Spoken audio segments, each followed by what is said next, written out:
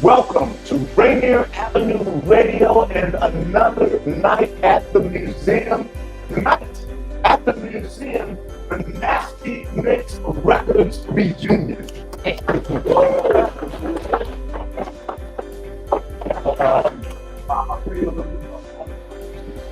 Located here at 4916 Rainier Avenue South.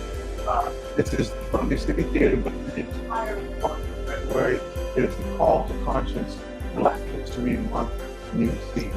What we are doing here is making sure that folks from our community have their voices heard, have their history recognized, and from the voices of movements and legacies of people who created us history. Got a lot of things going on this entire month. We started off on the 1st with our grand opening ceremony, which was phenomenal. Then on February 3rd, we actually celebrated the 40-year anniversary of Brazil's famous Shakin' It. Everybody in the 40-year history of Brazil's famous Shakin' It right here on the stage. And it was very close to the time that they opened. They opened it on February 3rd, 1984. And we kicked off our show at 1:30 on February 3rd, 2024. So pretty close to the same time. Then recently, the Total Experience Gospel Choir was here last Saturday, February 10th, and performed an amazing show. It was soul-stirring, toe-tapping, uplifting. We've recorded all that, and at some point, we're going to show you that as well. And tonight, once again, the NastyMix reunion. All these faces you're probably familiar with, I'm going to introduce them here in a second. On February 23rd, we'll have co-founder of the Seattle Black Panther Party, Elmer Dixon, will be here, and he'll be doing a lecture and also a book signing from his latest book. And then we'll also be showing a 30-minute director's cut from the documentary that will be released about the Seattle Black Panther Party in June, I think June or July. And if you are unfamiliar with the history and the impact of the Seattle Black Panther Party, you need to be tuning in and find out about this.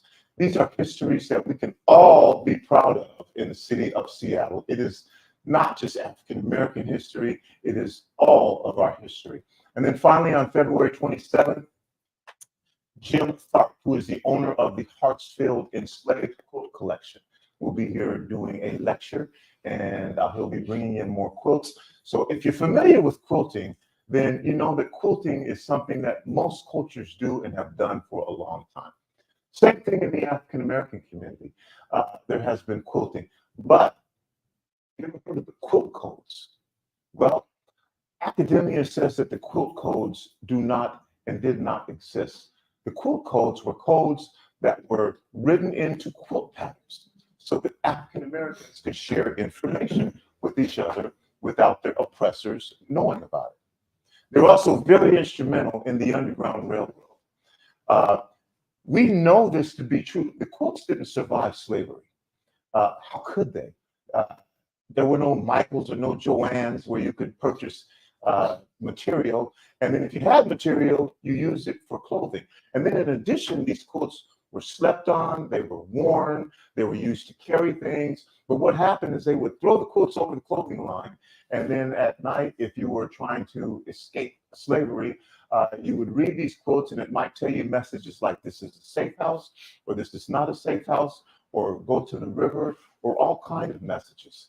And the quilts, the legacy of the quilts continued to survive as families would continue to write the quilt patterns. So by the time you got to about 1920, 1930, some of the messages had changed a little bit, which is another reason why academia says that the quilt codes did not exist.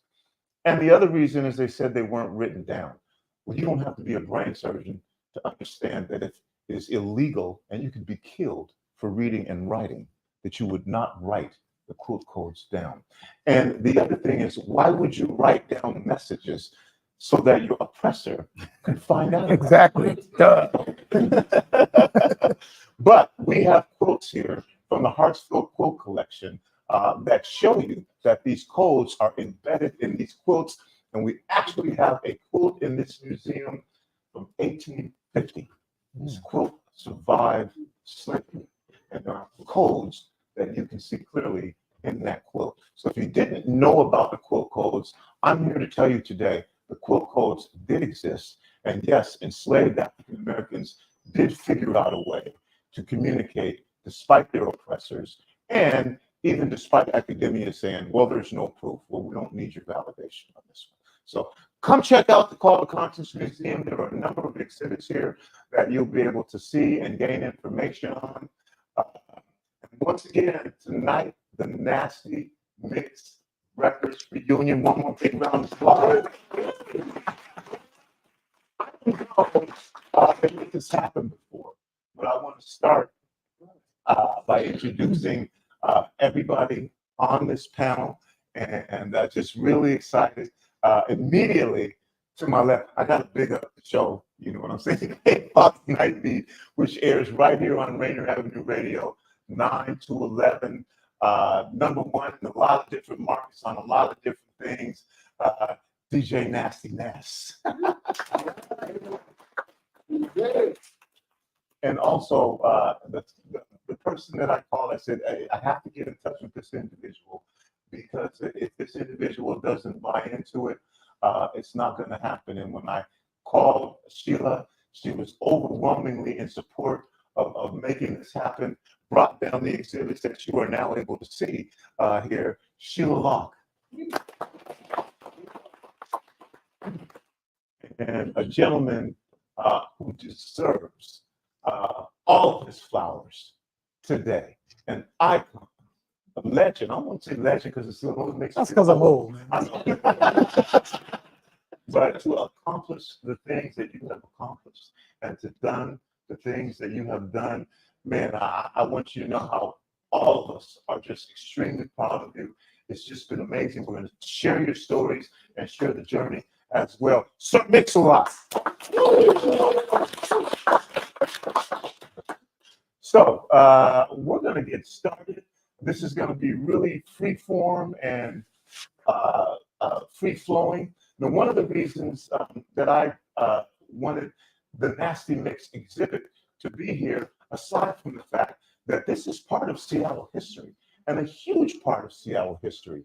A rap record label was formed in Seattle in the 80s and reached meteoric heights, gold records, platinum records. But the other thing during Black History Month is that Black folks all through our history have collaborated with other folks. And this was a collaboration with Nes and with Sheila and with Mix, which again shows this is how it happened. And this is part of our history, and this is part of our shared history. So I don't exactly know how to get started here, y'all. I guess I'll start with this. I've seen information that says all of you are co-founders. I don't know business-wise how that works out, but let's start with that, I guess, and then I want to go back to the very beginning. So I guess I'm going to start with you, Mix, because you're the one who made music, or Ness, was it you who said I heard this music, or you know, it's kind of weird because I didn't think of it at the time, right? I'm just DJing at the Boys Club, right? So back then, you know, hip hop was very, you had to have an adversary. You had to have somebody to point at and say, this is the guy I hated. Only because he was the shit, right? He was all over the place. He was on the radio. You know, girls are like, yeah, but you ain't doing no nasty shit. So, you know, and I just, you know, was like hating on him. So one day I'm sitting there spinning. He walks in out of nowhere. With Sheila. Now keep in mind, I just got through talking shit about him 2 songs ago. He walks in, man, and just like chill with me for a minute. And anyway, fast forwarding a little bit because I don't want to bore you guys with the whole story. Oh, no, yeah, you got room, bro. Well, I don't know. Were you there when the pit bull went crazy in the club? I don't think so. I know it was like, Yeah, we had a pit bull that he got really quiet. pit bull You bit a gotta cop and understand, all we're- kind of stuff. But Sheila and I were the only one that wasn't black in this all black club back in the days when it was the CD. yeah, You know what I'm saying? When girls had cake cutters in their hair. Yeah. All right, go ahead. no, yeah, like I said, and that's basically said, hey, you know, give me a call, blah blah blah. I give him a call. I'm like, this ain't gonna come. This ain't gonna turn out. So we ended up going to a restaurant, if I'm not mistaken, in Chinatown. Taichung. Yeah. Still my favorite restaurant. Yeah. Taichung. So we ended up going down there, and that's when I met Sheila. And I'm still like, what are these guys talking about? You know what I mean? A record label in Seattle? A hip hop record label in Seattle? You got to be from New York, right? And it just, this guy wouldn't stop. This guy wouldn't stop. I mean, the more information I wanted, that's what feed it to me. We went to New York, right? Mhm. These guys sent us to New York. I never knew, you know, the breakbeat records. I didn't even know they really existed. I thought it was like an urban legend. He takes me to a store, I get a bunch of breakbeat records. So slowly but surely, hip hop culture is being injected into me, you know, and it just started to really take hold. And I got back home and I realized I was like 2 years ahead of everybody in Seattle, just that fast, you know, and fast forwarding to the label stuff. I want to stop you right there for a second because I want to get back to making music. Yeah. That started this whole. I didn't want to bore you with it. Oh no, this is really important. What inspired you to say, you know what, I'm going to start making music of my own? Well, I wanted to be the DJ, right? Because in that era, the DJ was the star. You know, it was Grandmaster Flash at the Furious Five. You know, Jam Master Jay was Dougie Fresh, Kool Herc, where hip hop started. So I wanted to be the DJ initially. But then I realized you can't do much from the, you know, just playing records. So I started rapping and playing records. And I'm living at the Lakeshore Village by then. And I just kept producing and producing and producing and producing. Kid Sensation was the first one that told me, take it to K-Fox. I said, hey, dude ain't gonna let me play this stuff. Because I was cussing in it and all that. And I give him stuff. He's like, hey man, you can't say fuck in the middle of it. But I just didn't get it. I didn't get it. And but once he put me on the radio, Oh man. Everything changed. I would go to those boys club parties. People would be lined up outside. I mean, just hot, sweating, you know, and it's like, this is blowing me up. And that's when this mind started working. I'm telling you, man. Well, before all that happened, the first song I heard of Mix before I even knew him, not even knowing we went to the same high school, Roosevelt, was a song he did called Seven Rainier. Yeah. It was circulating on these mixtapes, and I had a copy on cassette. I wish I still did. And it was talking about taking the bus from Rainier downtown to the south end and back. And I go, this guy is really good. But I noticed every time because I used to DJ for the Emerald Street Boys, which was the first rap group. Oh yeah. Oh yeah. And every time we performed, it was opening up for another group. And their DJ is, guess who? Some guy named Mix-a-Lot. Who is this guy? You know? But yeah, 1983, I'll never forget when you called me on the request line and said you were the computerized DJ. And I said, what's that? What does that mean? And you go, sure, yeah, I was a electronics fan, because I was really into CB radio. I still am. I was into CB radio, and I was building little RF amplifiers and stuff like that, and figured out what diodes were and how to measure impedance and capacitance and all that stuff. And I put that into what I was doing.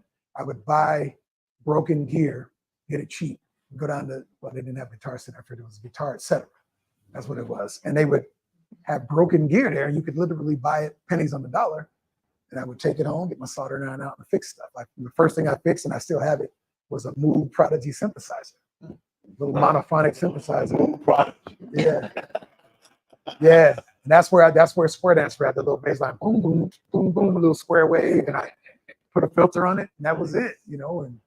And this guy played it. He played that dumbass song, man. It was like it was a joke. It was like a Smurf voice. I'm talking about people. Hey, Mix, I'm talking shit about myself, and it's me, right? Hey, Mix, no, son of a bitch. And he played it, and it blew up. You got more requests than at that time, Madonna and a Michael Jackson song. So my boss would ask me, what is this you're playing? I said, it's on Sunday night. He goes, Sir Mix-a-Lot. What's that? And this guy right here, man, Square Dance Rap. It was that and another song called Let's G. And we had this one. That's what got you in trouble. That's what got me in trouble, but I wanted to play. He did have a song called I Just Want to F You, but using the F word. I just want to F you. Oh my God. And we actually remember the police were going to shut us down when we performed at the Mountaineers Club, because if he sings that song, we're going to close the club down. And he did. I remember the song, and we did a lot of fog, so you couldn't see me. He had fog on the stage. Like, like, all right, here we go. All you saw was my outline, right? I want to keep this, come back to this, but I think it's important at this point that we find out Ness a little bit more, because we're saying, okay, well, this is DJ. But before you got on the radio, what inspired you to say, I want to be a DJ, I want to be on the air, and ultimately at some point going, I believe in this genre of music called hip hop. Oh, this is a good story. You're gonna love this one. So, Sheila Locke was on the radio on KYC before it was KFOX, and Robert L. Scott. Sheila's sister Eddie used to cut my hair, and I used to get my hair cut at Sheila's mom's house because it was $20 cheaper if I got it cut there. And I used to hear, man, who's this guy playing the Whispers cameo upstairs? I can hear it real loud. Goes, oh, and it's Sheila. And I go, man. And then I found out Sheila DJ'd at a club called Spectrum. But I was more interested in the radio part that Sheila was on KYAC, because we went to the same school, Bellevue Community College. And every time Sheila walked into the lunchroom, all the brothers and goes, hey, no, there's I go, man, why is she so popular? I want to be like that. You know? And again, KYAC was the radio station. Oh yeah. For the black community. Robert L. Scott. When I say this, I know that a lot of people remember this. KYAC. So radio.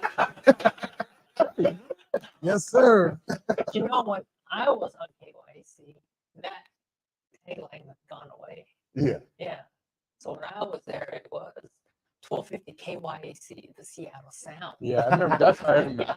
At that point. Yeah, see, I guess we just showed our age.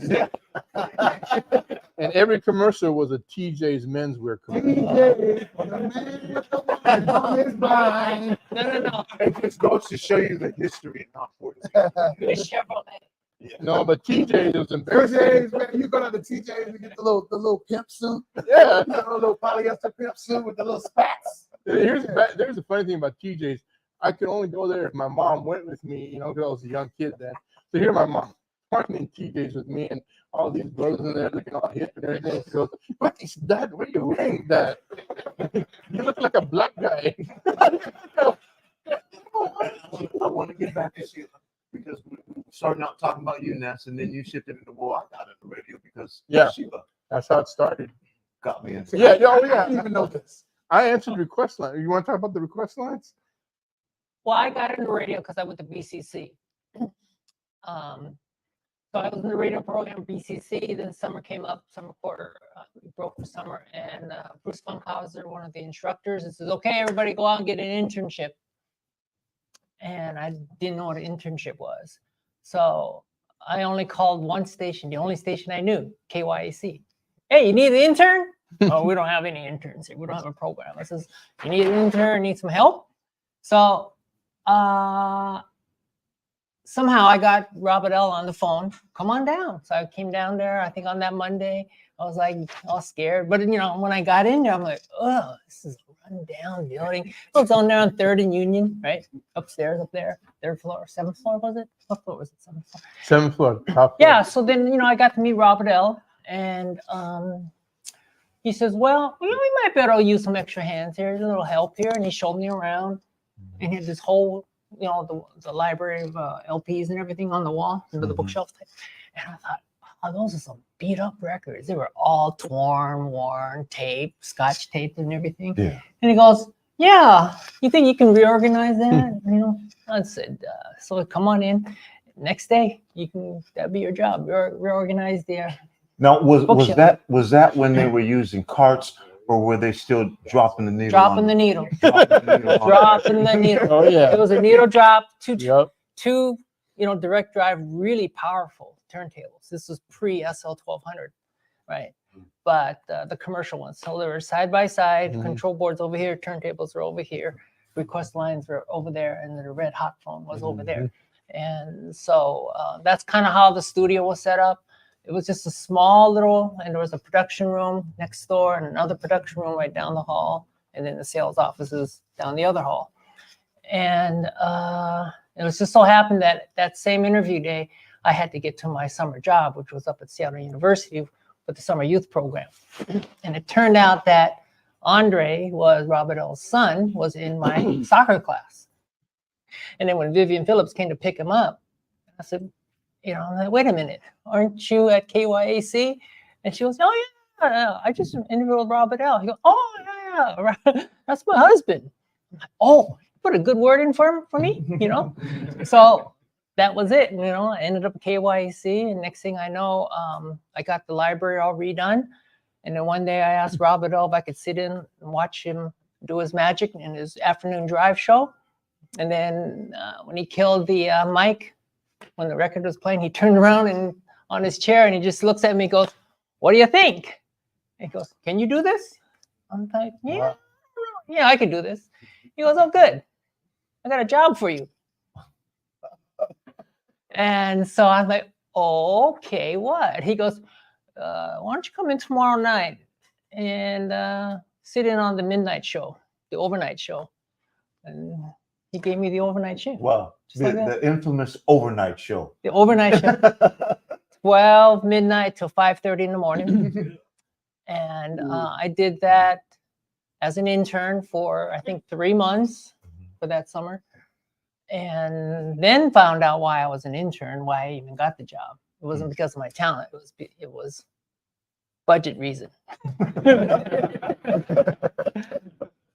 So, but it was great. I was on there, I did the thing, and and in the fall, I never forget, I was trying to study. I'm going to BCC. I'm trying to study. I bring my books up there. And a couple times, the needle drop would get to the record and ka-chunk, ka-chunk, ka-chunk. And I wake up and I'm like, silence control in the control room. I'm like, oh shit! I just picked up the needle and just dropped it back on the record, and when I figured things out. So yeah. And then the hotline was ringing one time. And I'm like, oh shit, that's only when the boss calls. And then I was like, so I picked up the phone, and it was my friends who were playing poker that night, going, "You okay? We thought you were dead, man. The music." I said, "Well, how long have I been off the air?" They go, "I don't know." So they're playing poker, listening. I go, "Yeah, it's been quiet for about 10 minutes." I'm like, "Oh shit, 10 minutes?" Yeah. So, but I never got in trouble because I guess the bosses are sleeping that time of night, which is good. So that's kind of how I got my radio going. But real quick though, I really wanted to be in radios. Sheila invited me to answer request lines one night, and I Just to hang out. Yeah, just to hang out. I didn't think nothing else. So every call I answered was females on the line, and I go, "Hey, this is cool. I can pick up women on the request line." I go, "Hey, how do I get a job doing this?" And I can get dates. And I actually met the girl that night, same night. See, Tony, we all had these goals. Yeah. And I remember I reached for the phone and I hit the tone arm on the record, and the record went zzz. I go, oh shoot, I just messed up. But I could always tell when Sheila's using the bathroom when she would play the long version of "Float On" by the Floaters. That way you could play the 12-minute version. Go to the bathroom, Go through all the signs. sit on the toilet, enjoy yourself, come back, and it's still playing. Yeah, that's how I knew when they were using the bathroom. Well, I learned that from Mr. Smith, Cal Smith, Mm-hmm. who did the evening show that I came in afterwards, right? Because he told me one night, he says, "Hey, if I'm playing Knee Deep, you got 15 minutes because I'm out of here." Yeah. 15 minutes, That's a long 12-inch of That's Knee a Deep, long Yeah, song. right? So I'm parking my car down on 3rd Avenue, and it's like, 10 minutes to 12. I'm like, oh shit, he's playing Knee Deep. And I knew I had to get up because he was gone. He had left. Or Rapper's Delight. Rapper's Delight had a 13-minute one. Yeah. This is what I call the context.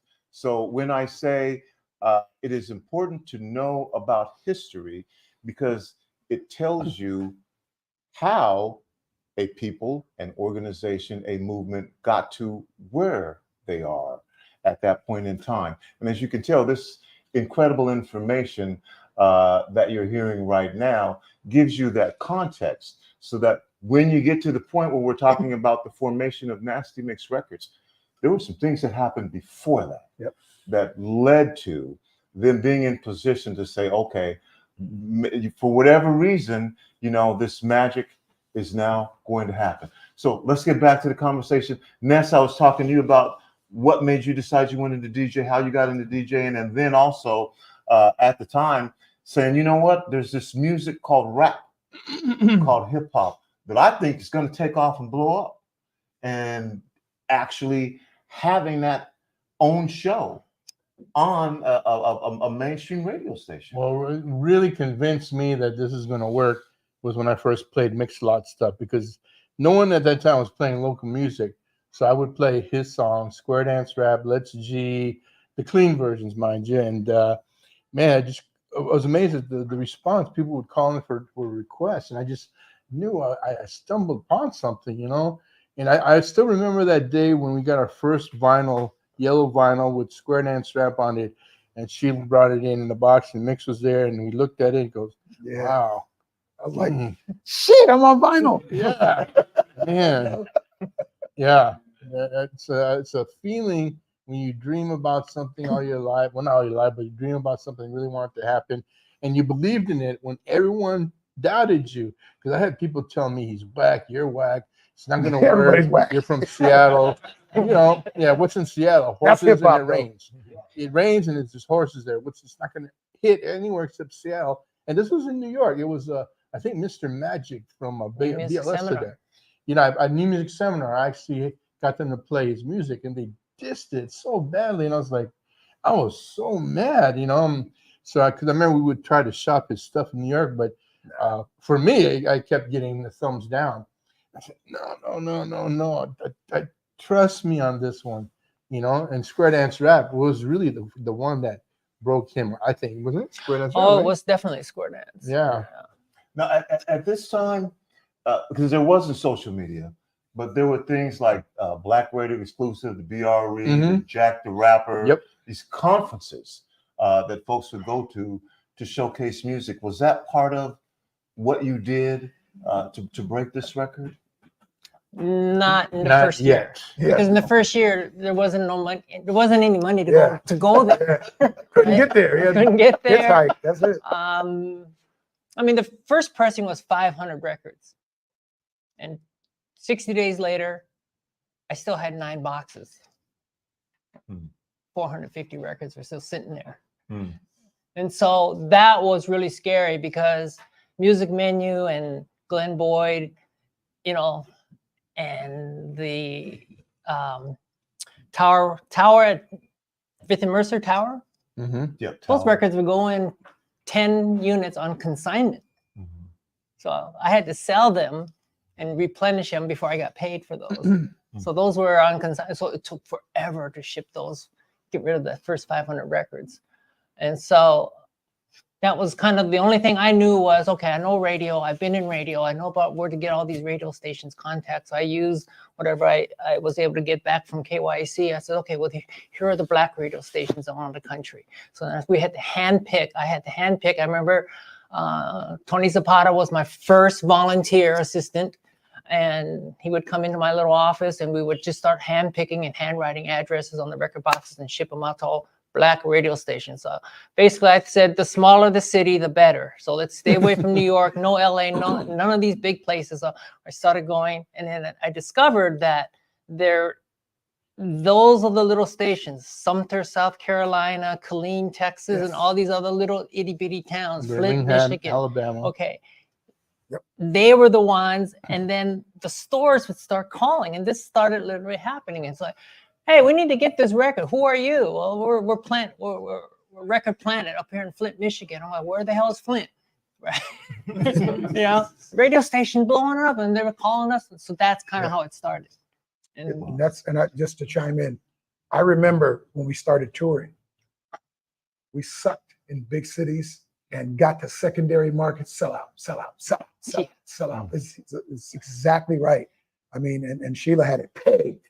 I mean, everywhere I went, it was like, it was ahead of me. You know, you could just, and I didn't have an album. I'm doing this on a single. On Square Dance Rap. I'd be an opener for somebody, and then that's when a couple of people kept telling me, dude, you need Just for folks who may not know, secondary market, what do you mean? Yeah, so instead of San Francisco, we played Sacramento or San Jose. You know, instead of LA, we'd go, not San Diego's not a secondary really, but you would do, Riverside and stuff like that. Riverside. Yeah, you know, I mean, we could play Vegas because Vegas acts like a secondary back then, but it really wasn't, but it acted like one. But yeah, that's where it hit first. And to this day, you know, I can still go to those secondaries and just stand on a street corner and say, I'll be here tomorrow. And they'll still, whoop, they just pop up. Really, they're all 50 something years old now, but that. So you know what really happened was, from that little groundswell, the next leg up came from the communities that were military bases were stationed. So, and we discovered that time, then talking to the stores and like, oh yeah, we're right outside this military base, or we're right outside this military base. You get all these soldiers that get stationed, they get moved around the country. They bring whatever they hear to that community. So they go to the nearest record store. And then it finally came up to Fort Lewis up here. And then finally you get Penny Lane, they start calling. Same thing, you know, it's these soldiers who are there coming in looking for the record because they heard it from wherever around the country. And so that's how Texas took off, because what's the big military So base? was it touring that was a big part of getting the record out and making the record heard? I don't think so. Not initially. I think it was the work. I'm just being honest. It was the work. I mean, yeah. these guys, you would go down there, and I'm talking about, you would think it was Wall Street. It was just everybody's moving. They were just moving, trying to push it. And finally, that little flame turned into a forest fire. Yeah, I think one of the blessings God blessed me with was the gift of gab. I communicate really well. I can make friends with just about anybody. Everybody here, I can be your best friend in quickness, you know. And that's how You weren't like that in high school, though. Yeah, I wasn't like that. That's true. Hey, that man, dude was scary in high school. But when I was promoting Nix's record, I became friends with the program director, the music director, take him out to eat. We became really good friends. And next thing I know, we're getting played on the radio. And I think when KDAY AM Stereo Radio played it on their station, What which station was that again? AM Stereo KDAY, the original. 1580. It was the all rap radio station in LA. Great Once Mac. they started playing it, Greg Mac Attack, oh my gosh, everything just changed after that, you know? That took a long time. It took a long time, but it worked. What song was it that broke Greg Mack? Was it Square Dance Rap? or Square was it I Dance Hot? just know. So I it just was love Square my Dance beat. Was it that? Are you sure? Tony G put it in the quick mix. Oh. I was driving down on the freeway in LA. I always tuned in those 3. I'm listening to Tony G, and Well, the next first thing I time know, played boom, Conway. boom, boom, boom. I'm like, oh shit! Turn that up. Yeah. I'm like, yo. So I'm pulling over looking for a payphone so I can call home. And then as soon as I pull over, it's out because he's doing a quick mix, right? He's just in and out all these songs back then. And I'm like, Payphones, by the way, for some of you, You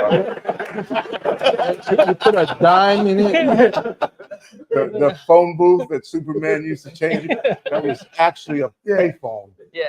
That existed at the time before cell phones. It's all about relationships. Basically, my relationship with the DJs, because they're the ones going to play the record. And that's what I told Mix. I said, it's really important. I don't want to go. Come on, you got to meet this guy. Just shake his hand. Treat him like, like a buddy, you know what I'm saying? And it worked, and taking him out to eat or whatever. Just the little things people remember. Some of it was just weird. I remember What? meeting Greg Mack the first. I was playing World on Wheels. Oh, I remember that. Skating rink. All right, now World on Wheels. I'm thinking, oh, skating rink. This is gonna be easy. A bunch of sissies. No, Gangs. there was some straight. I walk up and the first thing Ice-T said, he said, "Hey man, you gotta get that fucking red off." I had some red Nikes on. He said, no. You get killed before you get on stage, bro. So I had to go to the mall and get black shoes. I said, that's why NWA were all black. I said, nah, man, but the setup that happened between this right here, this to me is the heart of Nasty Nes. Right there. These two people. Now, it was a lot of help. And also Glenn Boyd, because Glenn Boyd was the one where I do my hip hop research at Glenn's place. I'm like, let me hear that shit. Okay. Oh, that's hot. I was getting ideas because I'm trying to fit, but that never worked. I found out just be yourself. So I just kept doing me. Yeah, he had the retail smarts. She had the business sense. I was a DJ, so I knew how to communicate. I knew if you would treat me on how to break a new record, I would do the same thing to them and do the same thing, but change the artist and title to him. And that's how I learned, and take pictures and with them and everything. And all I've got tons of pictures over 40 years of work, and he's always getting mad, like, we're always taking pictures, man. You're like a Japanese target. Oh, Godzilla. Yeah, but it paid off. I mean, I got a history of pictures. Novocaine, which you would die for in your book. Hey, hey, so real quick, you brought it up. I forgot about this, but before Greg Mack and K-Day, I spent 3 hours in that lobby. That dude stood me up. Who? Greg Mack. Oh, He would Greg not Mack see was me. mean. I had an appointment. Yeah.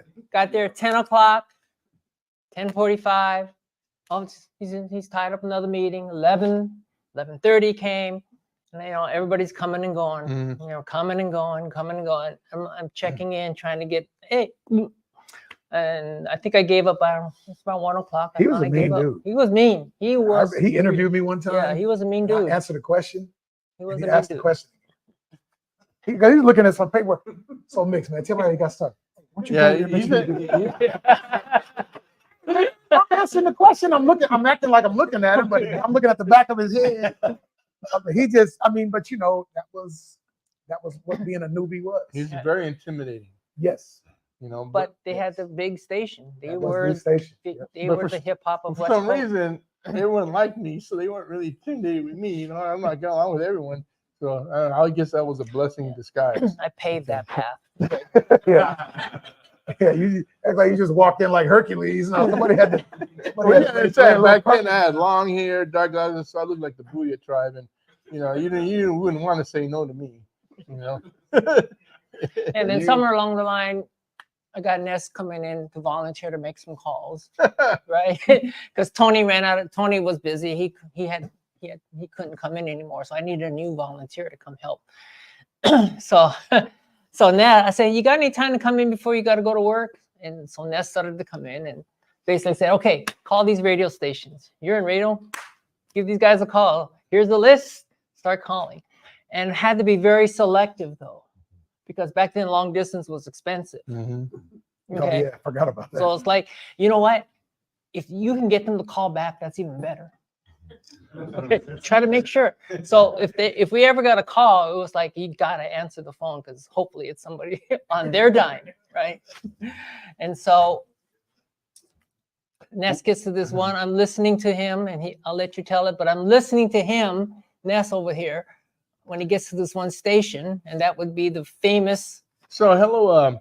Before you get started, I'm gonna do a quick ID. Oh, okay. You're listening to, and you guys all know about it. You're listening to Rainier Avenue Radio, and this is our special broadcast, A Night at the Museum, the NastyMix Records reunion.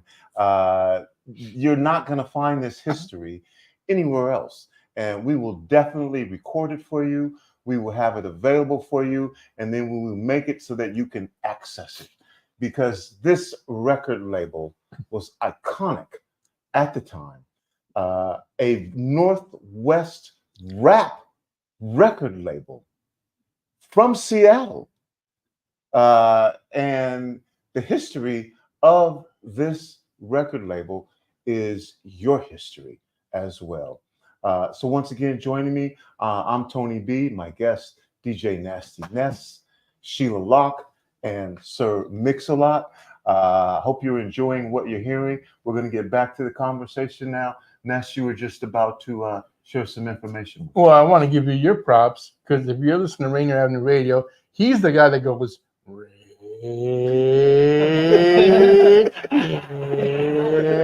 don't know how you do that.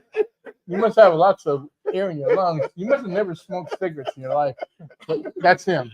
Diaphragm. It's a diaphragm. So, okay, so let me start with when I first was in the radio, I was reading a public service announcement, and there'll be free hors d'oeuvres there. And then, so someone called me and go, it's pronounced hors d'oeuvres. I go, oh, shoot. Oh, yeah. Okay, sorry. Okay, so I'm not pushing mix-lots. Okay. Hey, how you doing? My name is Nasty Nes. Is Al Birmingham there? So you guys kind of get where I'm getting at? Al Birmingham? I was calling a station in Birmingham, Alabama. I didn't know there was a guy there. I thought it was a guy named Al Birmingham. But she was great. And then I realized what I did. And that was my first time I learned. And yeah, I'll never forget that one. Just like hors d'oeuvres. So, oh, well. That's all.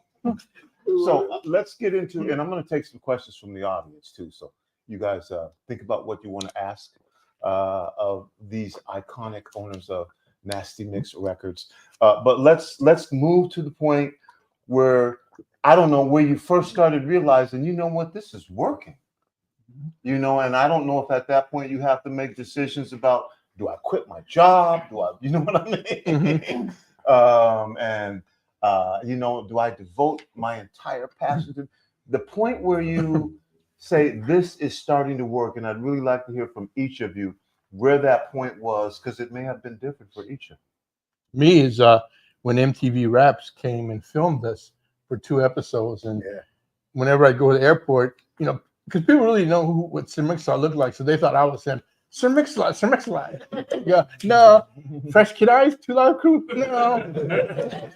Close. But when I realized it was starting to work was when I was able to afford my first condo. I bought a condo. I was like 20 years old, whatever. And with the help of Nick's, owned my first property. You know, I wish I would have kept it. It was right down the street from Dick's. So now it's worth like over $1 million, but I lost in foreclosure. But that's when I realized I had something when when I had that, and he Mix always drove Cadillacs. I said, I want to be like Mix. I want to have a Cadillac. Remember when I bought a Cadillac? And it had the wheel in the back and everything, just like the song and ripping. I want to be just like Mix. And then all of a sudden you start liking Mercedes Benz. And I go, oh man, I got to work even harder. But that's when I started noticing when I could afford these things. All right, next. I got a call, never knew anything what the guy was talking about. Got a call from London, England, and he wanted to license square dance rap. And I think by then we had sold maybe 20,000 records, maybe like that. And Morgan, what, where, what? And so hung up, and I looked it up. I had to look it up. I had to go to the library, look up. So they wanted to license square dance rap. I said, okay. So we made a quick deal, and it was a little label. I think it was Streetwise. And so that's kind of thought, wow, somebody from England wants to license this record. And so signed a deal, and they released the record over there. And about a month later, they sent a copy of, hey, we produced the video. It was a cartoon video that was horrible. From London, they produced their own video. And the whole all the samples, the artwork of the 7-inch and everything. And it was like, oh wow, they really took the farmer hillbilly cowboy thing. So that's when I knew. And then that it might have been even 2 months later, 3 months later. He was going to put on his version of Fresh Fest over there, and invited Mix to come perform with the Wrecking Crew, right? Who else was there? And all the East Coast guys, right? DJ Cheese. There was a whole bunch. Flash. I think Flash was the headliner, right? Yeah, Flash. I'm sitting in there looking at, especially Bambaataa. He'll tell you, because Bambaataa was on that Kraftwerk stuff. That's what I love, is Kraftwerk. And I'm looking at him. I'm just looking at him talk like for hours. Just listen at it. These guys is coming in from New York, and I'm just listening. Like I realized I was still a peon. Where I mean, Ness almost killed himself. Yeah. We were sound checking. That's not funny. It's funny because he didn't die. Funny now. The stage was like almost 30 feet above ground. And Ness was doing something with the mic, and he was gone. Well, you gotta understand, Prince's Purple Rain just came out.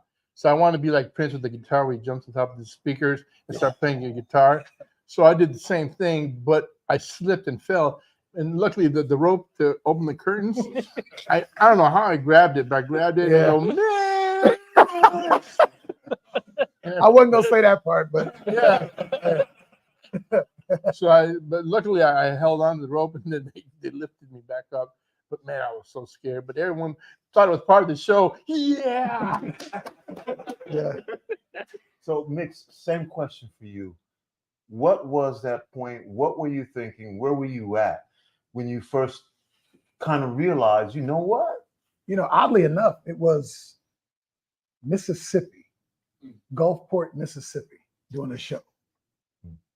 And I had, most of my crowds were like, I was playing clubs at first. So, you get 300 people, then 350, then 400. That's about all you're gonna get in a club. I go to Gulfport, Mississippi, and it was a festival. So I was just one of 6 acts, one of 6 rap acts that were R&B that went on after us, right? When I went on, before I even got to it, they were asking me to do square dance. They were chanting, square dance, square. I mean, in the middle of other songs, I'm like, man, but now that's when I realized, oh man, this song is blown up. And I mean, everywhere I was going, because back then you'd go to a record store. That was where you did your autographs and all that stuff. What are these record stores? Some kid ass. But I started signing autographs everywhere I went, and then my B-side song started taking off.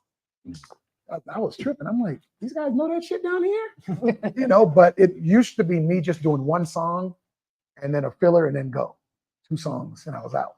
But now they were giving me, 45-minute long sets, And then when we dropped Swass, that was some other world stuff right there. I didn't realize until somebody told me just about 3 months ago that Swass was one of the first 10 rap albums to go platinum. Wow, you were sharing with that with me. Share that with our audience about that again. This is the NastyMix Records reunion, this iconic label from Seattle. And I'll tell you something here. I don't know how you guys feel about it. People come through, and the number of people that have not heard of NastyMix Records surprises me. Me too. That's not your fault. That's not my fault.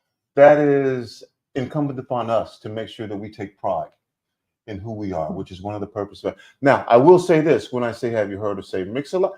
Yes. Yeah. But a lot of people don't even know you're from Seattle. Yeah, they don't. Is he from LA? Nah.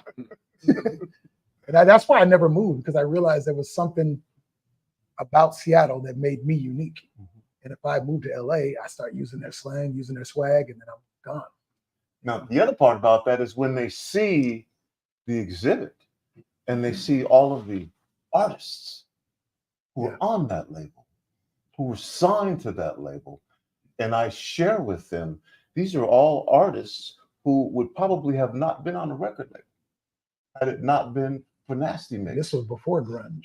Yeah. And all of these artists who had the opportunity to have photo sessions and have records put out and vinyl. I mean, you need to come down and you need to check out the exhibit to see what I'm talking about here. There are a bunch of artists, and I'll let you guys name some of the names if you want to.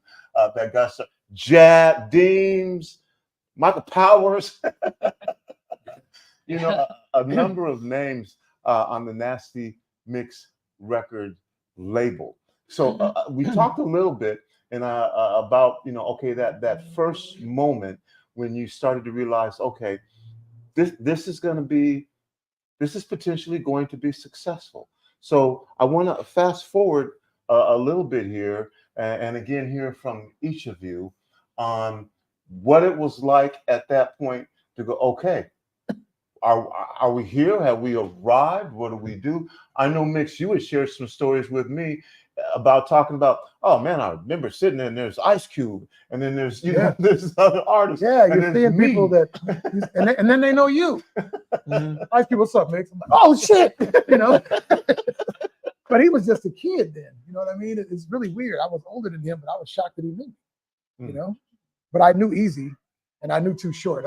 Because we were playing Oakland way back in the day with Too Short, and I'm like, some guy named Too Short playing with us. Why am I opening for him? Oops. All he had to say was, bitch. Yeah. And the crowd was gone. I'm like, okay, I got it. Yeah, I said, Nick, there's no way this guy's going to hit. That's all he says is bitch. And He the hit. crowd screamed, and then he hit. I was wrong. I was totally wrong. Yeah, that was Sheila, from your perspective, again, now you've got a business to run, right? You know, staffing, distribution, marketing, supporting the artists, multiple artists.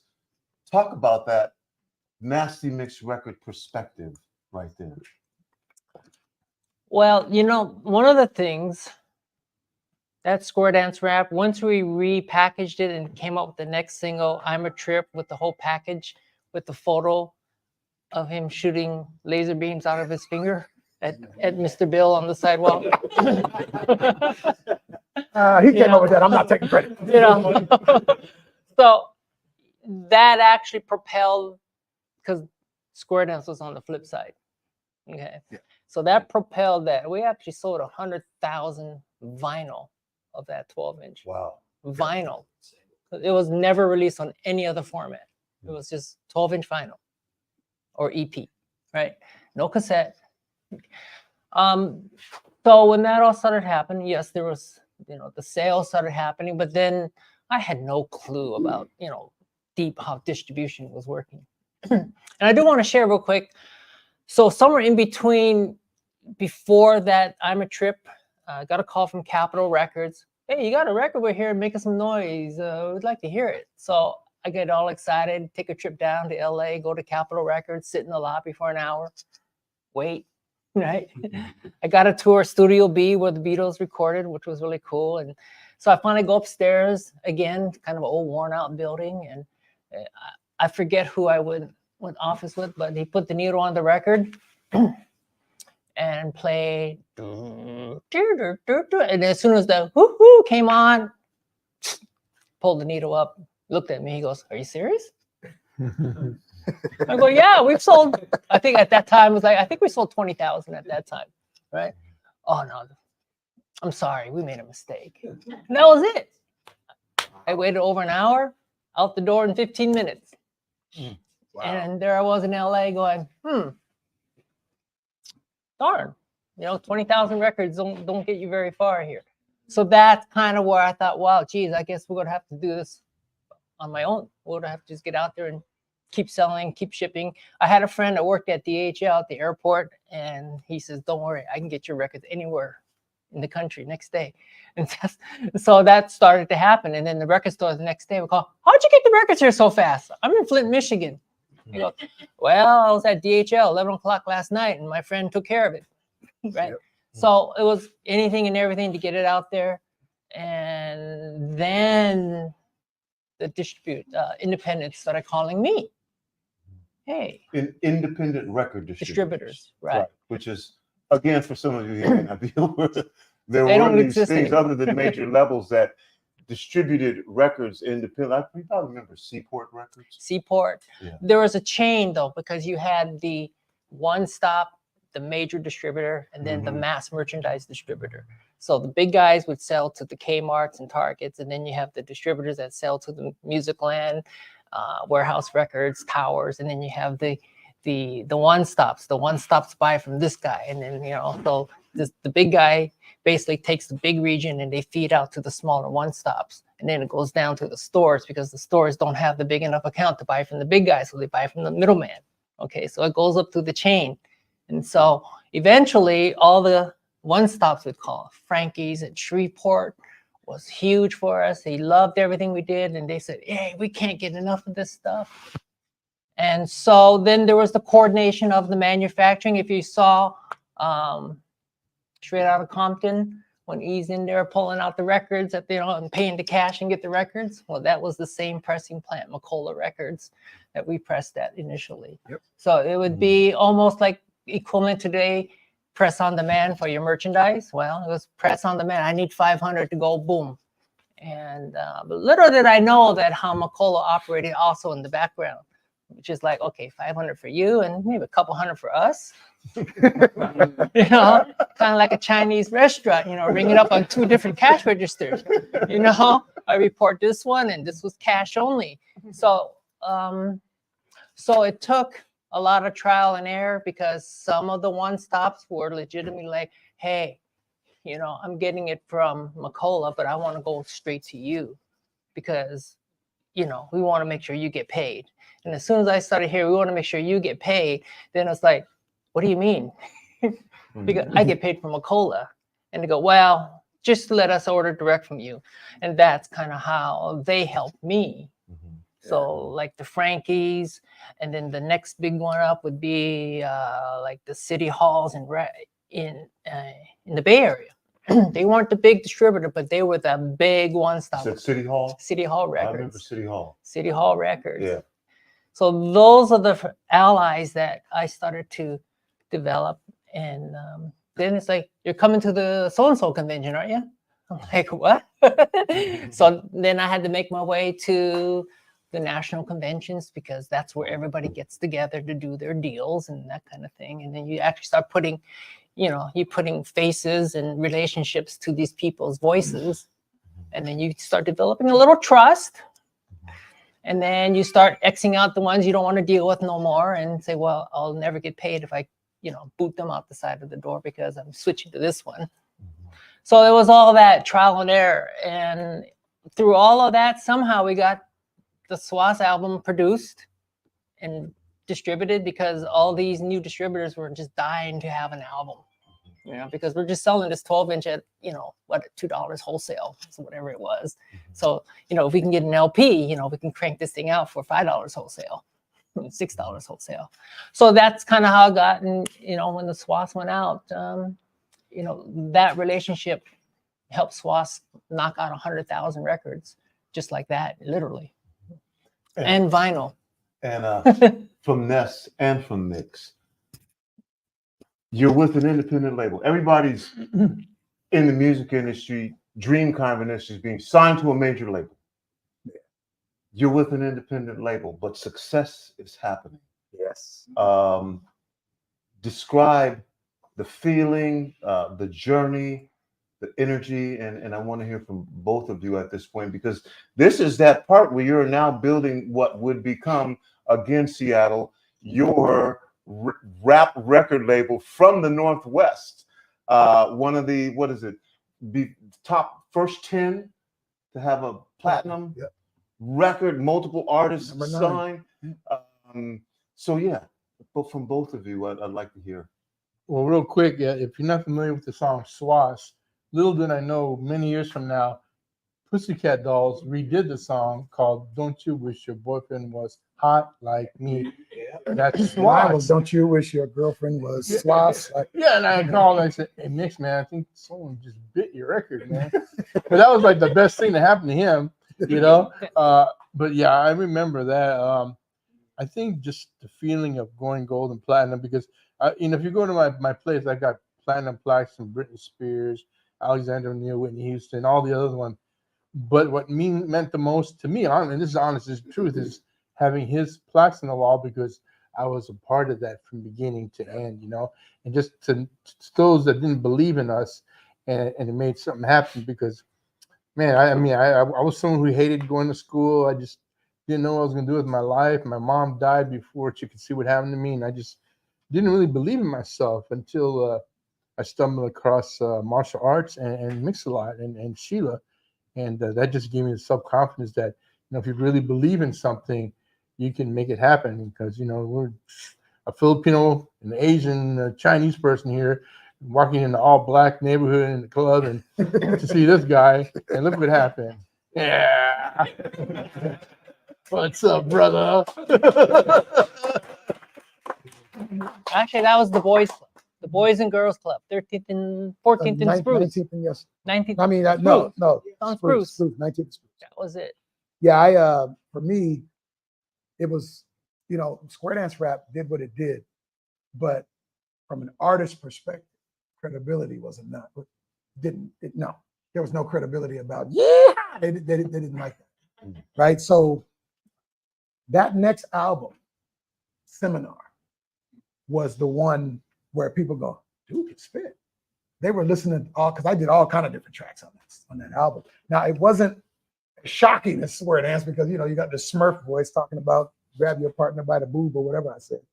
But when that record came out, I remember, you know, doing my hoopty down south, the whole crowd, every word. I mean, I could just hold the mic out. I mean, and then I realized from an artist standpoint, that's where my credibility came in, when they heard my real voice.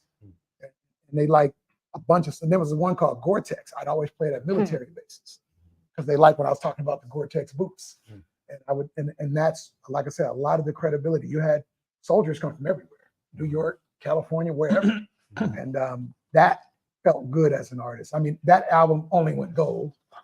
It only went gold, but that one was where the credibility started to really stack up. People started to go, okay, yeah, we take you serious now.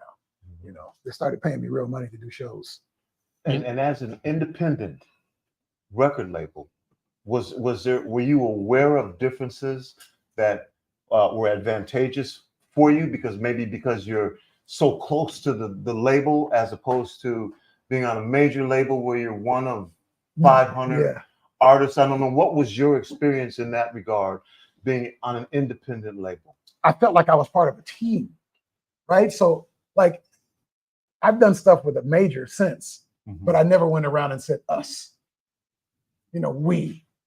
I knew it was just me, and they were the we. Not me. The artists are not included in that, right? So it wasn't the same thing. But doing something independent, doing something where you knew everybody by first name, it was just something about it that just made it. You know, I know who did that. I know who did the art. Oh yeah, this is what Sheila picked out right here. That's picture right there. That was fun. Whereas on a major, your opinion is about, you know, that much. You know, say, I like this picture, yeah, but your angle's off. we're not going to use that. Oh, thanks. And that's how it works. I mean, they throw a lot of money around, but if you care about the art itself, the independence and the freedom of working this way is preferable. I always get asked with Square Dance Rap becoming really big and popular, how come you never followed up with Buttermilk Biscuits where you used the Smurf voice? People always ask that. Man, that should be the next single, Kentucky Fried Chicken. That's why I didn't do it. Because if I had done that, I would be doing that for the rest of my life. Huh? I'd be like, hee forever. But you'd be going hee to the bank. Yeah, but there were some other songs that took me to the bank in a bigger way. Yeah, that's true. But they wouldn't have taken it serious. And that's the beauty. Once, like I said, what Sheila allowed me to do, a major wouldn't have done that. They would have said exactly what he just said. Do the same thing again or bye. That's what they would have said. They wouldn't have let you have that creative freedom. Boy, Been there. that makes me recall after being on a major label and receiving a bunch of success, Prince decided independent was the way. I got a Prince story, actually. No, seriously. Okay. Seriously, I got a Prince story. I'm going to have you tell that. It's short, but in a it's second. good. I want y'all to get ready if you have questions to be able to raise your hand and ask a question. If you don't raise your hand to ask a question, I'm going to give the microphone back to these folks. So think about it now. Formulate your question so that you can ask your question. Mix, give me your Prince. Yeah. It was just something to your point about artistic freedom. So we're in Red Lobster. It used to be on La Cienega in Wilshire. There's Red Lobster used to be there. So I'm at the table. I was having dinner, and Ricardo went to the bathroom. And I see this dude with his legs like this, swinging, but not hitting the floor, right? I could see his feet, but that's all I could see, right? I'm like, I don't know. Looks like, and I'm not going to say who he was sitting with because he was sitting with somebody else's girl, I think. But anyway, it was Prince. So Prince said, hey, I heard Lockjaw. Oh, shit. Because I used Prince's vocal in that song. Shut up from Housequake. And I'm like, oh, God damn, man. I know he's going to say it. And he asked me, he said, you own that? I said, what do you mean do I own? He said, do you own your publishing? I said, yeah. He said, don't worry about that. Whoa! Because he does, at that point, to your point, he did not like it. I was there when he had Slave on his face walking through Warner Brothers. He walked right by us. And he was just telling all the artists, leave.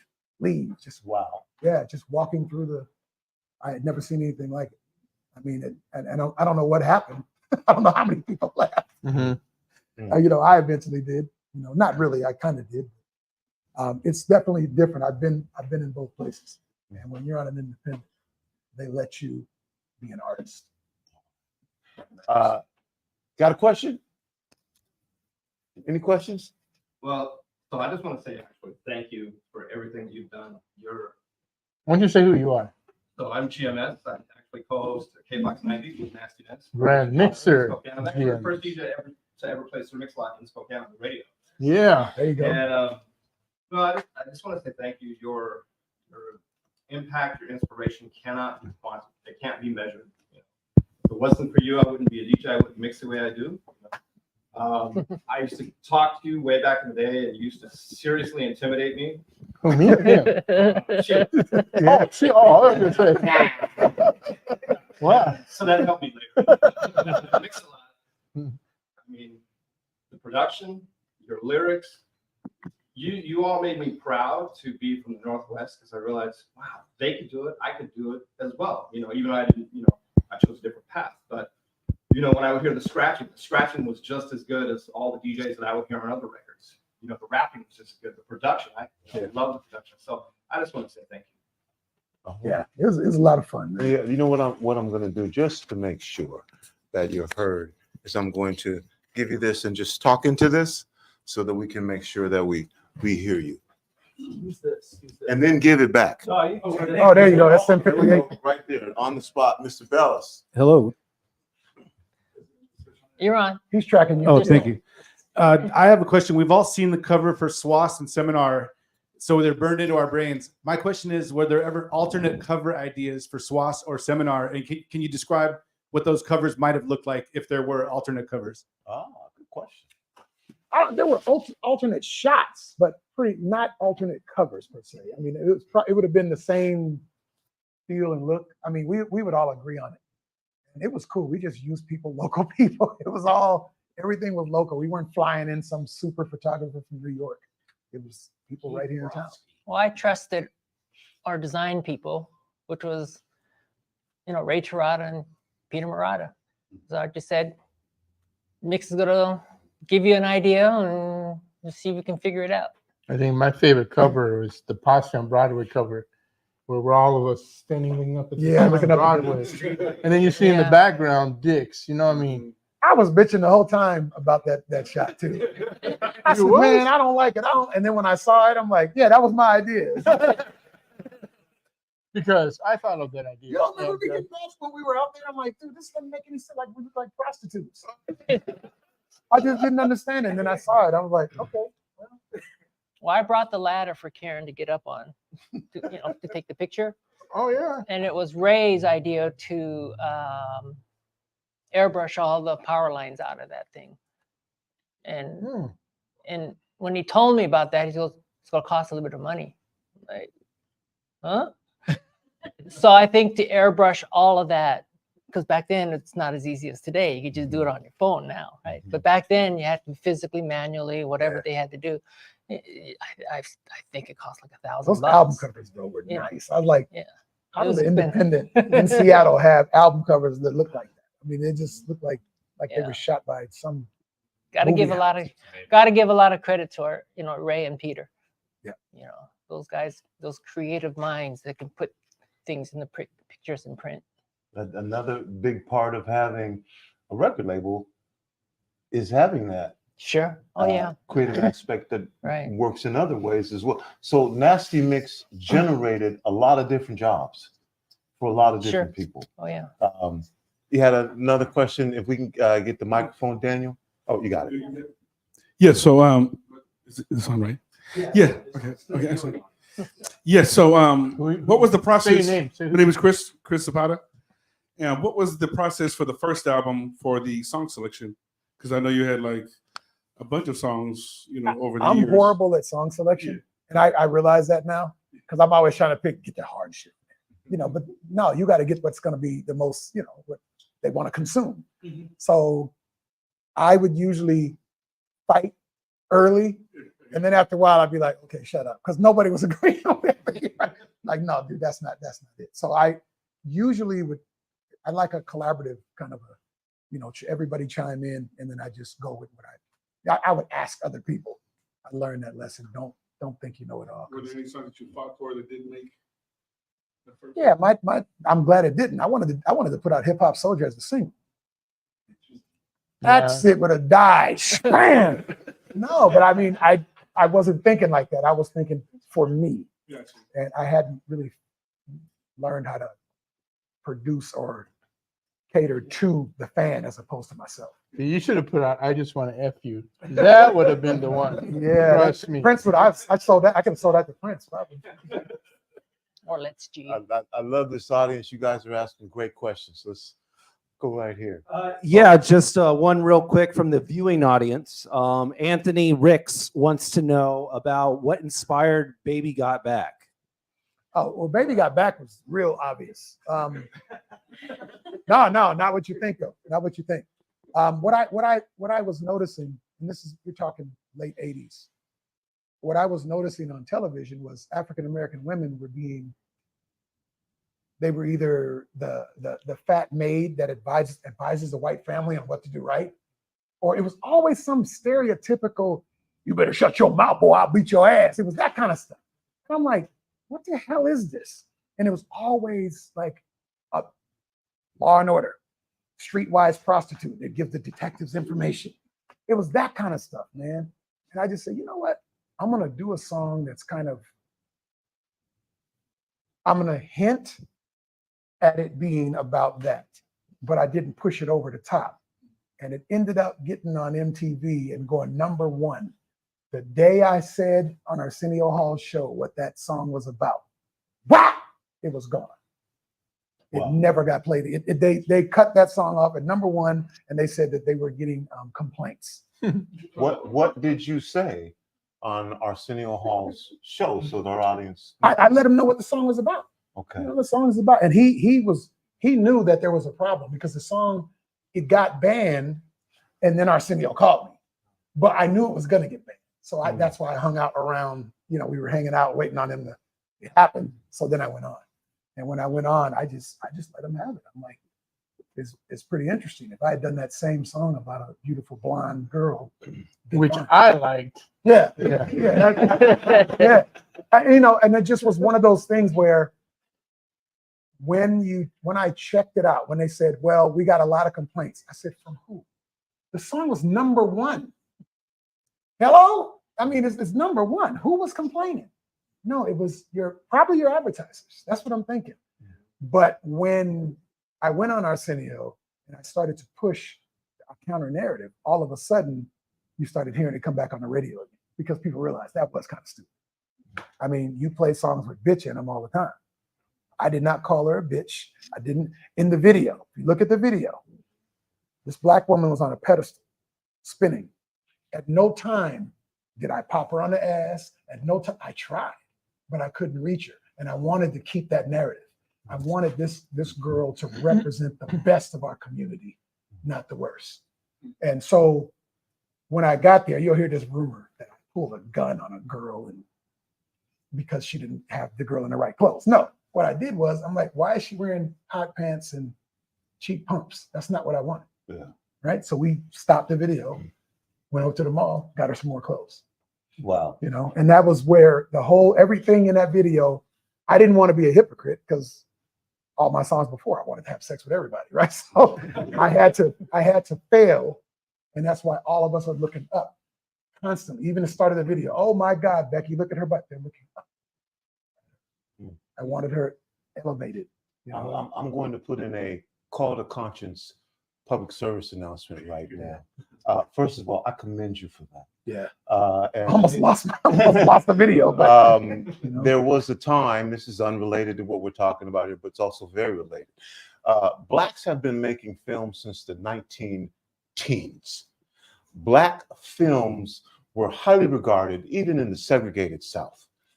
It was us making films about us, writing about us, directing, producing, starring in. And this was a very successful period of time. Over 1,000 theaters played Black films. White folks would fill up the theater to watch Black films. In the early to mid 1950s, a change started to happen.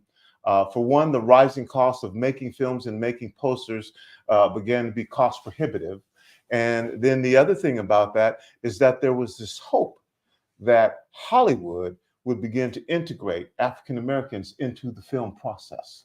Well, the Musicians Union wouldn't hire but hire Black cameramen, wouldn't hire Black technicians. Of course, no Blacks were allowed to direct or produce movies. And in the mid-50s, we went from showing our own films proudly, having our own films played, having a distribution network, to Hollywood presenting us, and Hollywood began to present us as slaves, maids, ignorant, all kind of foolishness, porters. And Harry Belafonte, if you know who Harry Belafonte is, refused to make films at that time because of the portrayal of African Americans. So I just thought that's something, man, that was a great statement to make, you know, just about, okay, you know what, it's my responsibility, whatever people think, to make this portrayal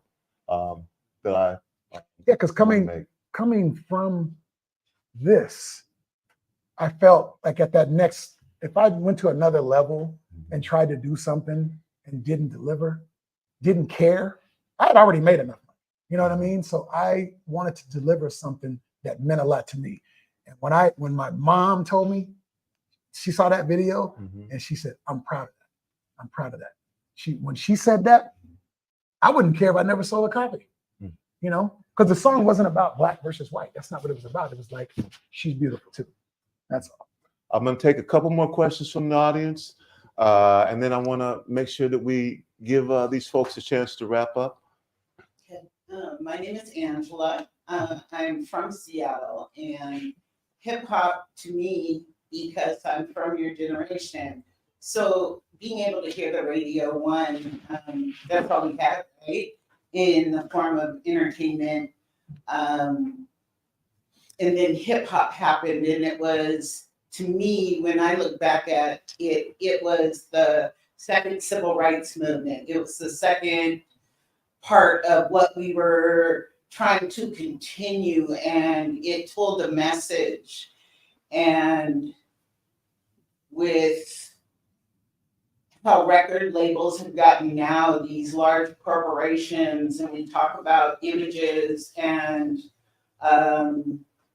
that are played out with this music, with what hip hop or rap has turned into now, with the derogatory, or with everything that would take us to prison. How do you feel about that? How do you feel?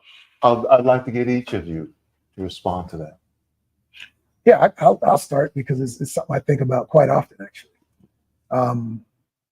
Early in my career, I was guilty of doing exactly what you're talking about. I was guilty of saying things I knew I didn't believe, but I knew it would sell. Now, thank God, none of those songs hit, which is a good thing. What I do think we should do, and I don't think you can tell artists to change, but you can tell the consumer to change. Because I didn't realize, I thought that I was killing Baby Got made that change. I really did. I thought that they wanted just booty pop, right? I thought that's all they wanted. When I changed it, it elevated the song. It went through the roof. So I realized, why be ashamed of who you really are? And you can't really tell an artist what to say, but the artists, they move with the flow. You actually control what we deliver. Even if we deliver the wrong thing, you just won't buy it. And I talk to artists about that all the time. A lot of times I work with artists, and whoever did what last, they come. Doesn't matter. If you made money off talking about shooting somebody in the back of their head, watching them die, the next person will do the same thing. But if you do the opposite, who I learned that from was Chuck D. When I toured with Public Enemy, that dude is the real deal. He's not what you see, is who he is. And I was doing an interview. He kind of doesn't remember. He's a shy dude. He's kind of like bashful. And I said something that really wasn't me. And I never will forget. He goes, "Why'd you say that, dude? That's not even how you talk." That's all he said. And I feel like, I feel like my mom had just cussed me out. You know what I mean? But there is a sense of responsibility that comes with this success. And I didn't realize it, I said, until this happened. I realized, okay, you can have fun, but at some point, all eyes are on you. So what are you prepared to deliver? And it's just a question the artist has to ask themselves. I mean, I did it, and I did it at the right time. I did it when, like I said, Nasty Mix made it so Baby Got Back was being watched. So I said, now it's time to do something to, make a statement other than, I like hoes. No, no, we didn't want that. We didn't want that. And Sheila, the same question for you. I'm going to add to that though, as a owner of a record label. There's trends that are happening, and you have to make money.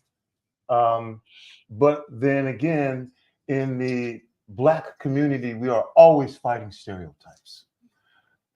What was that like for you when you had to make decisions about who you were going to sign? And not that you have to be the moral, code, right. But what was that like for you? Did it factor in at the time, or just like, hey, this is where we're at as a label owner? My bottom line is important to me because otherwise we won't have a record. There were probably two incidences. So Nasty Mix, we lived through the era of getting slapped on explicit labels on your on your package. Yeah. When all that came down, all I can remember going through, you know, the people that I was talking to, even to the distributors, you know, it was that feeling. It's like, you know, and when that happened compared to what's going on now, that is like nothing. Right. Because, but they pushed that that coding on because they were trying to muzzle us at that time, at least as far as me trying to put out something. And that's kind of how I felt, because I kept laughing. I said, what are they afraid of? I mean, it's not the profanity that they're trying to warn you about, you know, because I think the whole thing back then was like, okay, you know, it's all this misogyny and all this other stuff going on. That's what they were trying to say, what the narrative of the lyrics were, right? That's what they were trying to say. Well, this is bad. This is all bad. And it was all the mothers against whatever, right?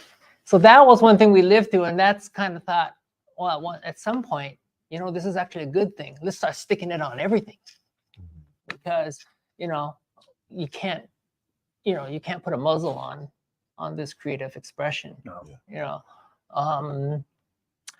and then the one thing that kind of tore me was your national anthem.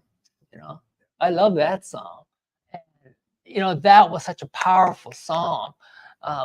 You know, I wanted to do the video, but the production with Mix's ideas and everything was like, holy smokes, $100,000 video? You got to be kidding. It wasn't my money. You know, so, you know, and I said, well, that sounds great. I'm like, I love the ideas. You know, he came back when I got the bid for it. I'm like, there's no way we're going to be able to do a video on that.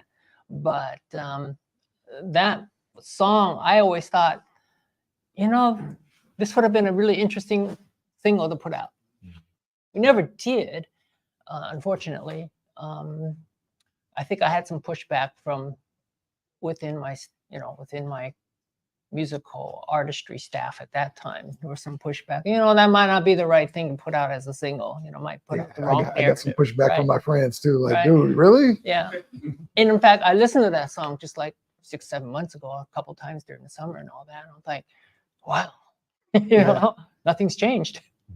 Yeah, it's exactly. Yeah. It's still happening. So, Ness, I'm going to ask you the same question. And, you know, again, doing this, where would we be had there not been an NWA? You know, or where would we be had there not been groups who said, this is what I see in my community. This is what I'm talking about. So I'm not trying to squash creative freedom, right. But there's a good balance there that we're talking about. In this museum, one of the things that we make sure to do is to say, these are the voices of our community, because our history is often written by someone else. And so to hear the authentic voices from the community, it's not always going to be agreed upon. And it's not just this or that. There are as many sides to the truth as there are perspectives. So having said that, Ness, what your position on, again, what I'm kind of framing, and you don't have to go by the framing that I'm using, is that in the African-American community, it's like, okay, we can say nigger, but you can't say nigger. You know, we can talk about this, but you can't talk about it. And anyway, that's whatever your slippery thoughts slope are. right there. What Chuck D said to Mix back then, why'd you say that? Mix did the same thing to me, and I don't know if you remember this, but he used to get on my case. Whenever I come back from New York, I'd be wearing these T-shirts saying the Bronx, Statue of Liberty picture, the World Trade Center. He goes, why are you wearing all that stuff? You're not from New York. Why are you talking like this, man? You know, you get on there, you're trying to talk like, oh, Cool J, you're from Seattle. Be proud of where you're from. And it didn't dawn on me, because, you know, he was wearing Mariners hats, Seahawks jerseys, caps, and everything. And I started thinking about, wow, he's right. You know, be proud of where you're from. He was the one that really put Seattle on the map for hip hop. It made me realize there are people out there watching and listening to me that are going to imitate what I do. And I remember Robert O. Scott, rest in peace. He was like my mentor. He saw me. I was emceeing a show at the Paramount, and I was sitting in the crowd. I thought I was cool. I was smoking a joint in the crowd, you know. He got mad at me. He goes, Ness, I don't know if you realize it now, but you're kind of like a star now in Seattle. This is when weed was illegal. Yeah, that too. Just so we know. So, and I don't even smoke weed anymore, but he goes, people are watching you, man. You got to do that. You're making the station look bad. You're making yourself look bad. People are going to look up to you. They're going to follow and copy what you do. So between that and when Mix said, I stopped wearing shirts saying New York and the Bronx. I started wearing Seattle, and I always talk about Seattle. But really, all the artists now will wear Seattle jerseys and all that. But it started with Mix. He was the one, as far as hip hop goes, that really put Seattle on the map. To be proud that you're from the 206, and I applaud you for that. You know, for real. Kind of weird. I got a little quick story. I don't know if you remember this. We did a concert at the Paramount. Uh-huh. And if you remember, we had to drive people around. Like I think, I don't want to say what group it was, but you may remember they treated me like I was. Woo! Man, I never forgot them. I'm not gonna say who they were, you know, because I wasn't as big as them yet. But when Seminar came out, I went on tour with them. Stomped that ass. I forget. Really? I don't want to say who it was. Yeah, Man. you remember it though. If I brought it up. If I brought it, I. What song is it? Just name the song. Yeah. Hound Dog. Come on, man. Elvis? Yeah, that's what it was. No way. No, it was a group that Nes kind of felt bad for me. They were talking crazy, and they thought I didn't understand what they were saying. They were using like stuff that I had heard when I was out there with him in New York. You know, broken little coded words. And I swear, man, I wanted to just bust one of them across the back of the head. But I said, you know what? I'll see him later. And Rappin' Duke was on that show. Okay, I know you're talking And about. Rappin' Duke said, one day they'll be opening for you. Just remind them. And that's exactly what I did. Wow, yeah, I remember that. Hey, you guys remember me? No. Yeah. Not only that, but he also made me proud of my race. You know, because you understand, I grew up in the black community. I went to almost a majority all black school, but I was never proud of me being Filipino. You know, and so what he said to me really sunk in. And when my mom died, I started realizing, you know what, I should, you know, enlighten my culture, the Filipino. So I'm always talking about Philippine this, Philippine that, Seattle this, Seattle that. And I even named my company Crazy Pinoy, Crazy Filipino Promotions. You know, so I owe a lot of that to Mixlot to make it, not to please anyone else, but please yourself and be proud I'm of gonna say something about this guy, man. Right. Right now, he's telling you the truth, but he's full of more shit than a Christmas turkey. I'm gonna tell you, this, I went to school. I was like a sophomore. This dude was scary, man. I'm serious, man. At Roosevelt, oh my God, man, he was kicking bus signs down and shit. Nes was like kung fu. He got more Bruce Lee movies than Bruce Lee did. That's true. He was scary, man. I'm like, anybody ever whooped that dude's ass? Like, hell no. Hell no. Nah, Nes was like, I hope he's my friend one day. Thank God he is. Oh yeah. You know, I scheduled this till 7:30. So if you're trying to leave right now, I apologize, but not really, because this is my radio station and we are independent. We're going a little bit longer. That's right. So, That's right. I know there were a couple of more questions that people had, and so if y'all don't mind, I want to get in a couple more questions. Oh man, this is great. And then we'll kind of wrap up. I do appreciate your time and respect your time. So that's not it, but you know, it's going good, it's sounding good, it's feeling good, and we're independent. Independent. I want to say one other thing. I got to thank one person, and my girl's been reminding me. So when I was at NastyMix, I needed a job, right? Because I didn't want to have to go out and clean freeways, which is what I was doing before that. I said, I don't want to do that. I got to be able to make music. And there was a guy that was instrumental, you know, in all of this starting. And that was Greg Jones. And that dude, I mean, gave me a job at Electric Palace out there, but Northgate. Yeah, I remember that. Yes.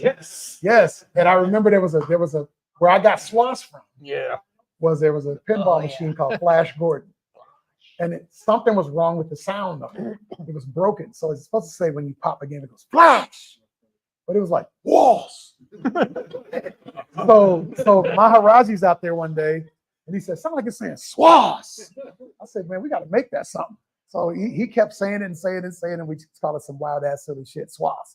And that's kind of where it came from. But Greg was really the reason I got to make an album, because he gave me a job, so I didn't have to work, 9-10 hours a day.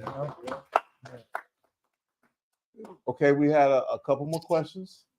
My name is Terrell, and I got a question for you. I know we talked about this earlier, but I saw at Yo MTV Raps when you had your whole crew at Yo MTV Raps with Ed Lover and Ed Lover and Dre, and you guys just kind of like bum rushed the stage and just got right to it. Did anything happen backstage or anything like that, or it was just a Man, I don't know what being was, in you being in New that York? whole trip we were acting. I don't know what was wrong with us, man. It wasn't just them; it was me too. I don't know. I seemed like I was angry about something.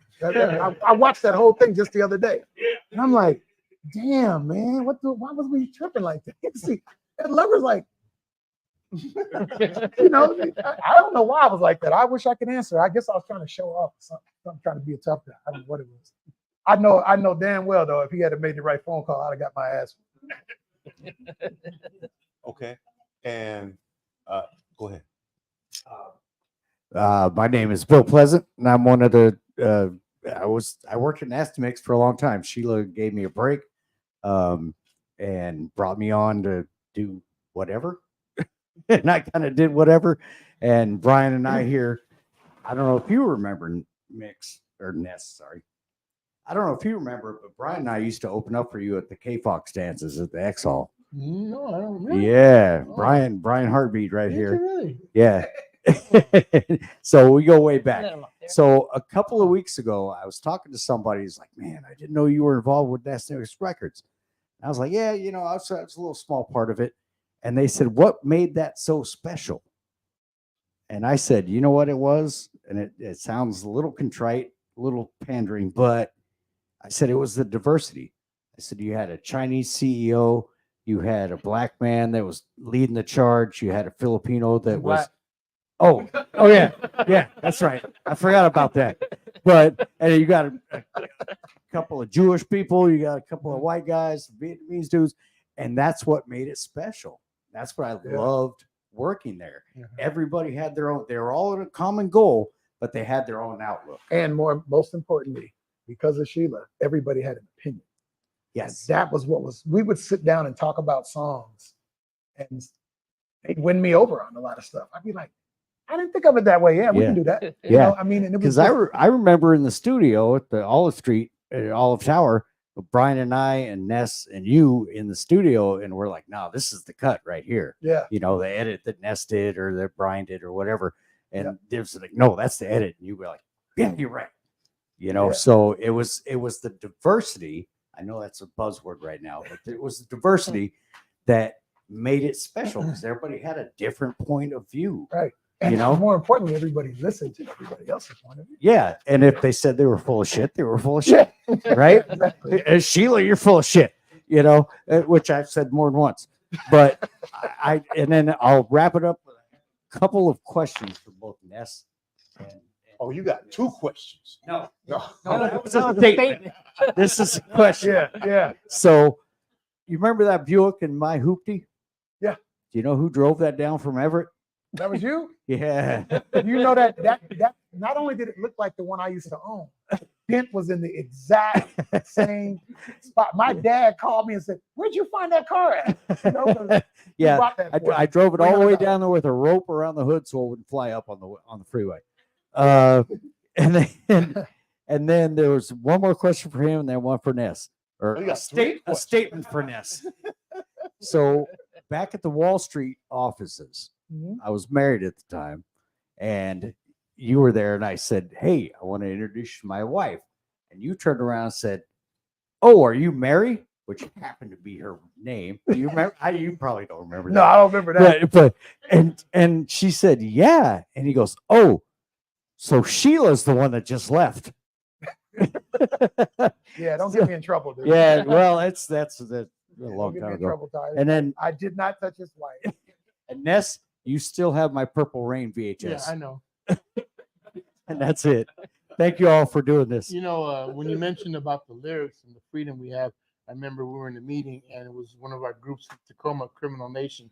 It was about releasing a song called "We Can't Stand These Bitches." Shelly Hart, as you know, on the radio, she was working with us at the time. She totally was against releasing that with the word "bitches" in it. I said, "No, you got to use that word, man. The song is not going to work unless you have the word bitches." Anyway, Shelly lost the argument. She left there crying, upset, and I was like, "Yeah, we can't stand these bitches." and we kept remember that the song? We kept it on Criminal Nation, and the rest is Tacoma history. But I love Shelly Hart. Sean, I wasn't calling you a bitch.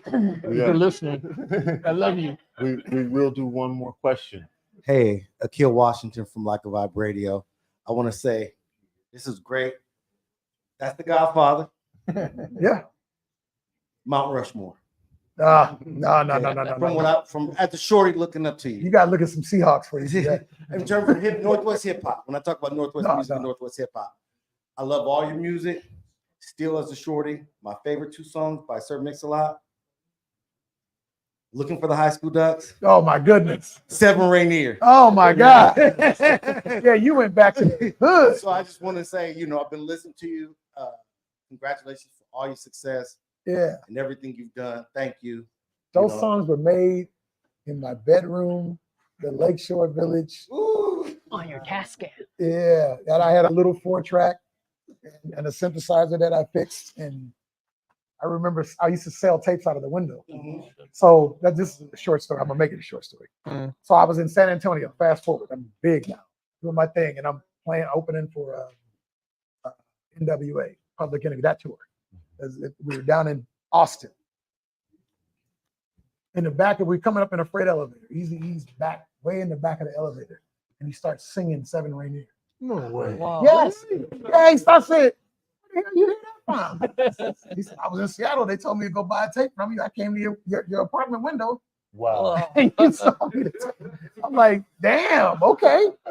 How the hell do you know that song? Yeah. So I made $5 off of Easy. I'm gonna wrap this up very shortly, but before I do that, I would appreciate it if everyone here gave a huge round of applause that they can hear outside for these 3 folks right here. Thank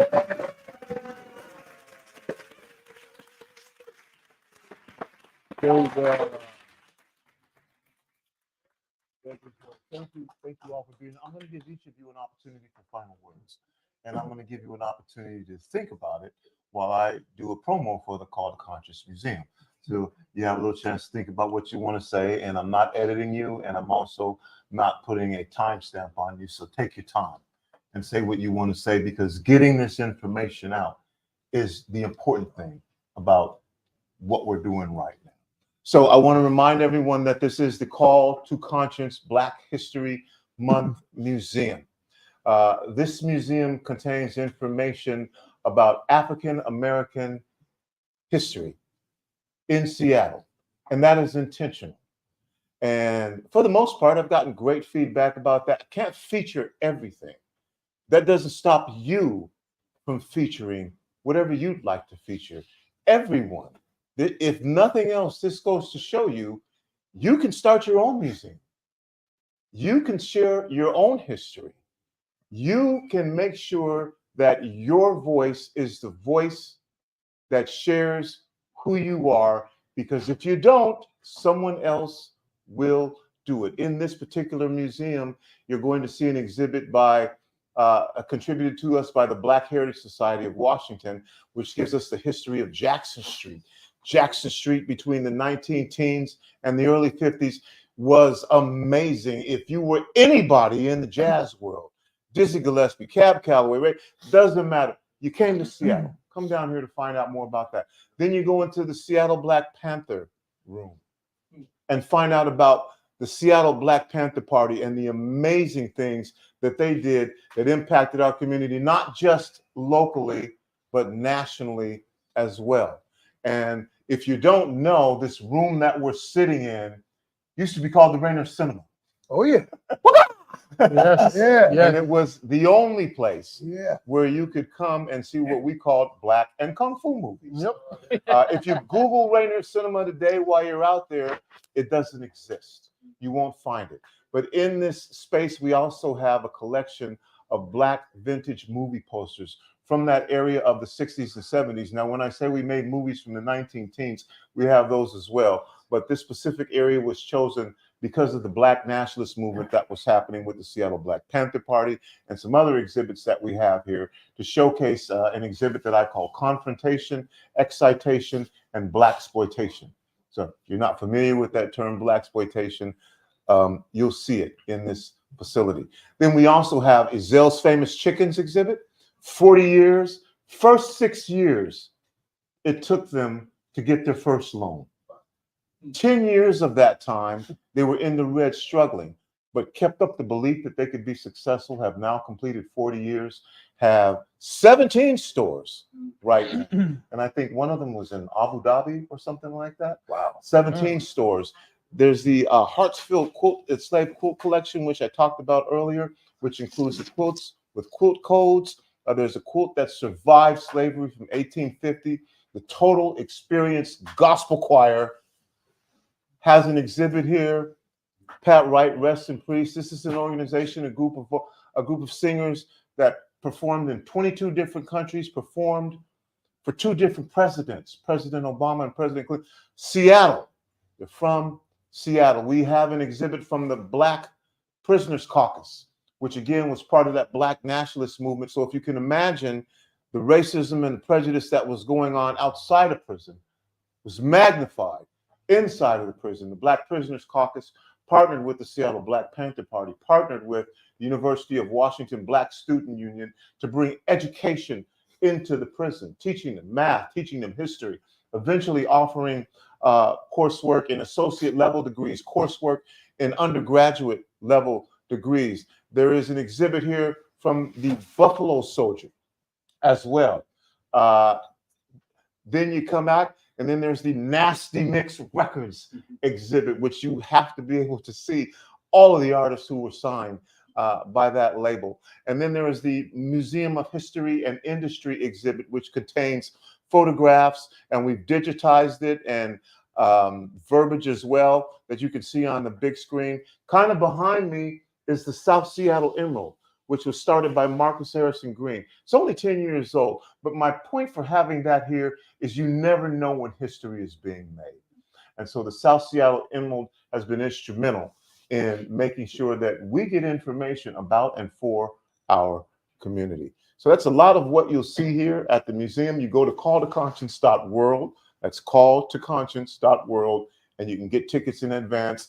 And you should get your tickets in advance because the last couple of weeks are really booked up. And I'm not just saying that because I'm saying that because it's an amazing exhibit. And on the 29th of February, it goes away.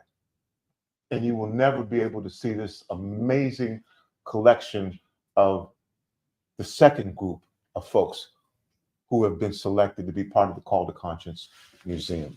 So come on down and bring family, bring friends, and what you will see is yourself in this museum. And that is an amazing, wonderful thing to be able to see. And you will be instilled with a sense of pride about the history of African Americans and our contribution to the city. So, having said that, I want to get final words from everybody. Yeah, take your time and say what you want to say, how you want to say it. This is history. Ness, since you're closest to me, whatever you'd like to say to our audience, listening and watching, the floor is yours. Well, if you don't mind, I like to go last because mine's going to be the most sentimental one. So get your box of tissues ready. So we'll go with. Well, no, I'm hosting the show. Mix is going last. Okay, yeah. She can go first, and I go after Sheila. So, okay, you can go second. Okay, all right. He's last? Mix is last. Okay. So No, you're Mix, last. you're last. I'm last. I guess No. I'm first. I'm just trying to figure out. Okay, so So Okay. Sheila's gonna go first. Oh, I okay. know, Sheila, but- you can go first. You can battle for first or second. all right.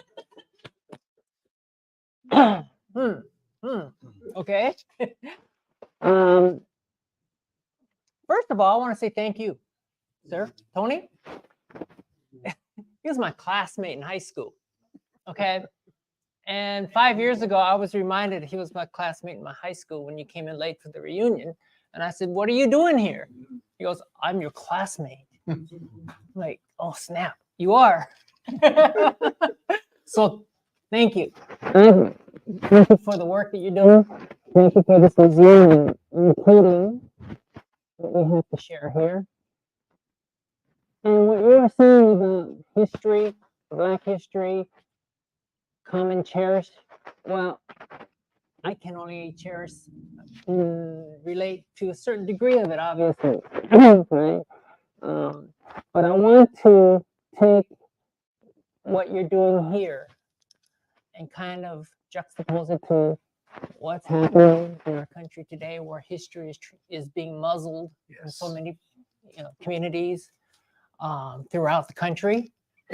So this is just one way that history can be taught and passed on to our children, and now for me, our grandchildren, because of the fact of so many people, communities are trying to completely erase and wipe out history, and maybe in the bigger scope of history. So any facet that we could basically continue to promote and educate and teach and make individuals understand what your history is, that they can share and pass on, then hopefully at time, over time, that whatever this current movement that is happening, which scares me, but that's maybe the only good thing that I would hopefully can happen, that we can continue to promote and teach and share everybody's connected history.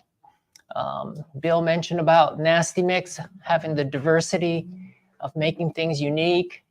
I mean, that diversity made my work fun and interesting. Because I had a lot to learn from everybody's input.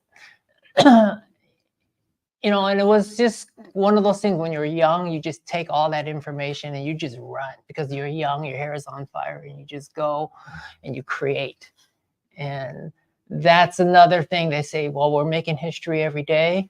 If we can continue to make history every day and hang on and bring back and make sure everybody understands what history that we're standing on to create the new histories, I think that's very powerful. And I think that going back to just the relationship that I have here, it's really interesting how it all happened. It was fun. It was great. It was, it was sentimental, I guess, right? In so many different ways. And yet there were things that, that just happened organically. And, things that happen today, it's, I've been out of the industry for over 30 years. But for me, I've come full circle. I started as a DJ and I'm still out there grinding as a DJ. Okay. I'm not selling records or music anymore, but I'm still grinding as a DJ, which is a lot of fun. So that's, within the history of music and industry, I'm really appreciative. I've had that opportunity to do that and share what I do in the different ways that I can. And being involved with this has just been fantastic, and to allow NastyMix to continue to live on. And the legend, again, not to call you old, but the DJ who was mentioned, you called him the Godfather, started playing hip hop, started playing rap when other stations were not playing. It does a show right here on Rainier Avenue Radio World KFox Nightbeat. DJ Nasty Nes. So a couple of people I like to shout out before I do my sentimental speech. One is E-Dog. When NastyMix closed, one of my first accounts was promoting E-Dog, who's part of the Mix-a-Lot posse. He had a song called Drop Top. and I worked with Deaf American on that and gave him his first #1 record on the Gavin charts, etc. He had suffered a stroke about a year ago, and he's still recovering, but I heard he's getting better. I'm going to visit him on Monday. Shout out to him. And another guy who always seems to be overlooked, but I haven't overlooked him, Gordon Curvey from Music Inner City. You know, love you, Gordon. I know you always feel like everyone's down on you and everything, but keep your head up, man. I respect what you do, and I'm sure there's a lot of other people do too. All right. So aside from that, you know, I just want to say thank you to Sheila. If it wasn't for Sheila, I wouldn't even been on the radio. I mean, I went through so much hell, and Sheila kept that friendship alive with me. My first marriage was a disaster, you know. you only knew I was like married. She was like a psycho, but she was always there for me, bailing me out of jail, whatever it was. TMI. Oh man, but you know, you said whatever I want to say. I'm gonna express it right now. And you know, things like that. There was even a point in my life where I just had a bad drug problem, and Sheila would know every time she called my house. Because back then, to show you're not home, you just take the phone off the hook, and that's how you don't answer calls. It's not like that anymore, you know. And so she would know, but she never fired me or anything because I'd always show up to work, high or whatever. I still would show up to work. So through all the thick and thin and stuff, I mean, we've gone through a lot. I mean, a lot, you know. And I really appreciate her still being there for me when I hit rock bottom at certain times. She was there to help me out. And speaking of rock bottom, you know, I felt really, honestly, I felt really bad when Mix left NastyMix. You know, was so what are you gonna do, Nasty? You're gonna stay with Sheila, or you're gonna go with me? And that was like the hardest decision in my life, you know. So I ended up staying with Sheila with NastyMix. And so I just kind of felt like that tarnished our friendship. But I already explained to him I still love him. Man. You know what I mean? It didn't tarnish nothing, in my opinion. Yeah, I thought it did, though. You know, Nah. But despite all that, you know, and I was truthful with him. Through my lowest points, you know, when I almost lost my apartment, my house, or whatever, you know, Mix to this day is always there to help me out. You know, and I don't want him to think that I'm his friend because of the money thing. No. You know, but he was always there to help me when I needed it most, especially my sister. You know, she was really sick and I needed help, but she was going to lose her place.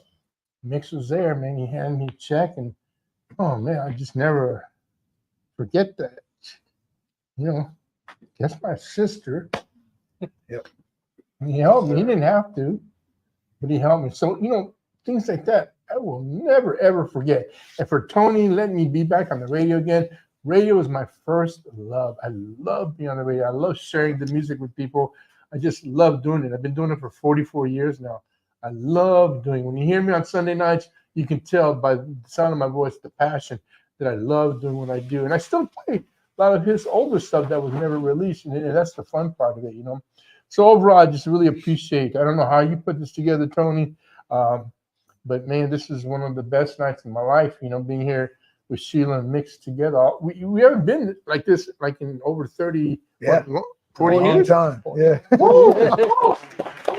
My first time. And I'm proud to say I weigh less than Mix a lot now. So I lost weight, and he lost weight too. Yeah, I was at 330, bro. So yeah, that's what I'm saying. Give me a pass. Yeah. So, but that's it, man. I just want to say thank you to everybody and everyone listening. You know, peace, love, and hip hop community. Love y'all, and I hope to be here for another. Well, I don't know if I can be here for another 40 years, but you know, I just want to continue what I'm doing, what I love doing the most. Right on. Thank you, Nes. And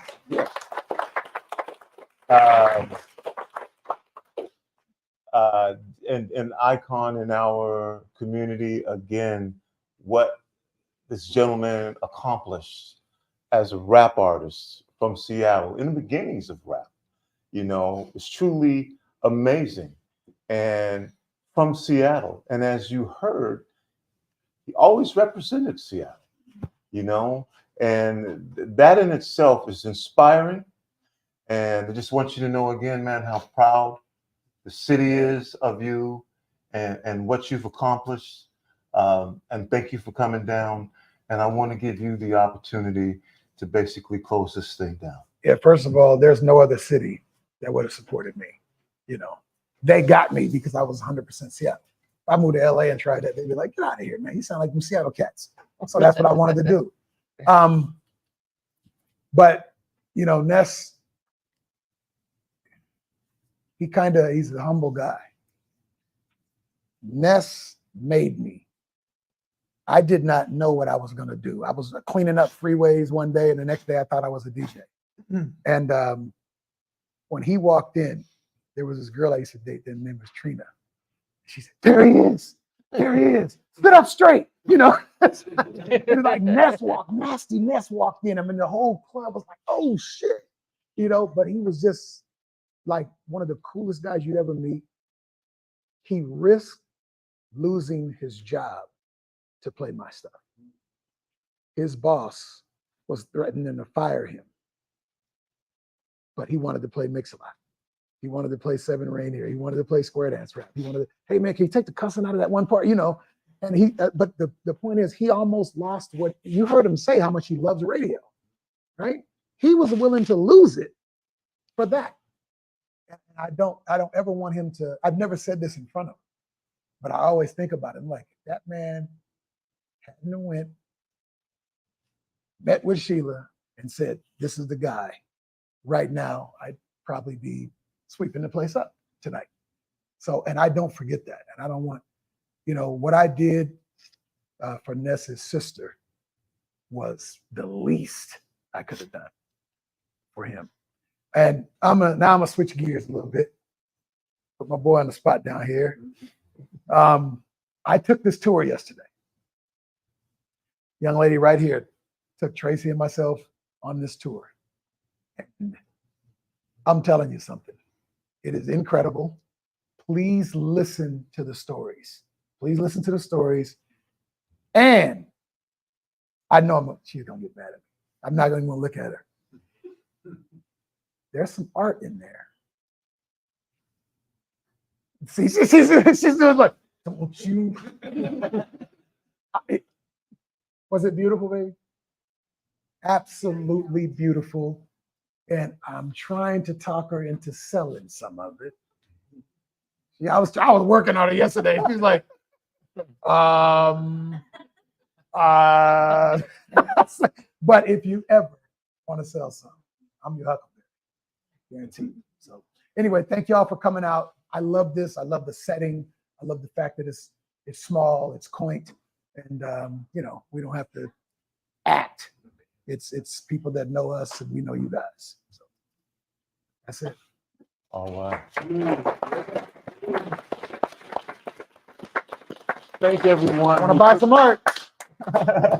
Coming back, I'm telling you. And by the way, that's Kimberly Phillips, who he's talking about. Come here, Kimberly. Come here. Come on, Kimberly. Come on in here. You give tours. At least let your face be shown. Her art is beautiful. Make sure she shows you her art. She's not going to tell you. Just make sure she does. Thanks to everyone who took the time to come down here today to be part of this. We made history. This night will live on forever. And thank you for being part of it. Thank you all who are out there watching right now and listening right now from Seattle, all over the country, and literally all over the world as well, to the stories that were shared to you about Seattle, about Seattle's contribution to history and about African-American contributions to history as well. Thanks to Daniel Bellis, our producer. Who, Daniel. made the stuff happen here. That's right. And Kareem has a show, the Traffic Jam. There's on Thursday, 4 to 6. Angie, who's working with us at the museum now. Thanks, Angie. Is Sophia still here? Yeah. Sophia, who's working with us at the museum now, and we're trying to finalize some of. I'm putting this out there, Sophia. Finalize her or this. Tell me your name again. You tell me. David. David. Thank you, David. who have been editors of our newspaper that we're releasing. See, that's the thing. We have a radio station, and we have a newspaper, and we have a venue, because I'm not trying to depend on anybody to do shit for me. I'm trying to do shit for Amen. myself. Amen. And you know, if you think I'm radical, I'm not. I'm black. Try being black. You know, it is what it is, and that doesn't mean that experience is, you know, homogenous across the board. But it just gives you. I would never trade that for anything that has given me the opportunity to walk this life as an African American. So thank you for allowing me to share this museum and our history with you. I much appreciate it. Come on down. We're open Tuesday through Sunday, 11 a.m. to 7 p.m. You can catch us here at the Call to Conscience Black History Month Museum, 4916 Rainier Avenue South. If you're not from the city, fly in and come check this out so that you can find out about the history of African Americans in Seattle. Just a small portion, but we're going to continue to make everyone aware that your history, your personal history, adds to the piece of the puzzle. Without your history, it's incomplete. So just remember that. And on behalf of everyone, on behalf of my guests, it's me, Tony B, saying thank you. And remember, whether you believe you can or whether you believe you cannot, you are probably right. We're out. Peace. Well said. All right. Well said.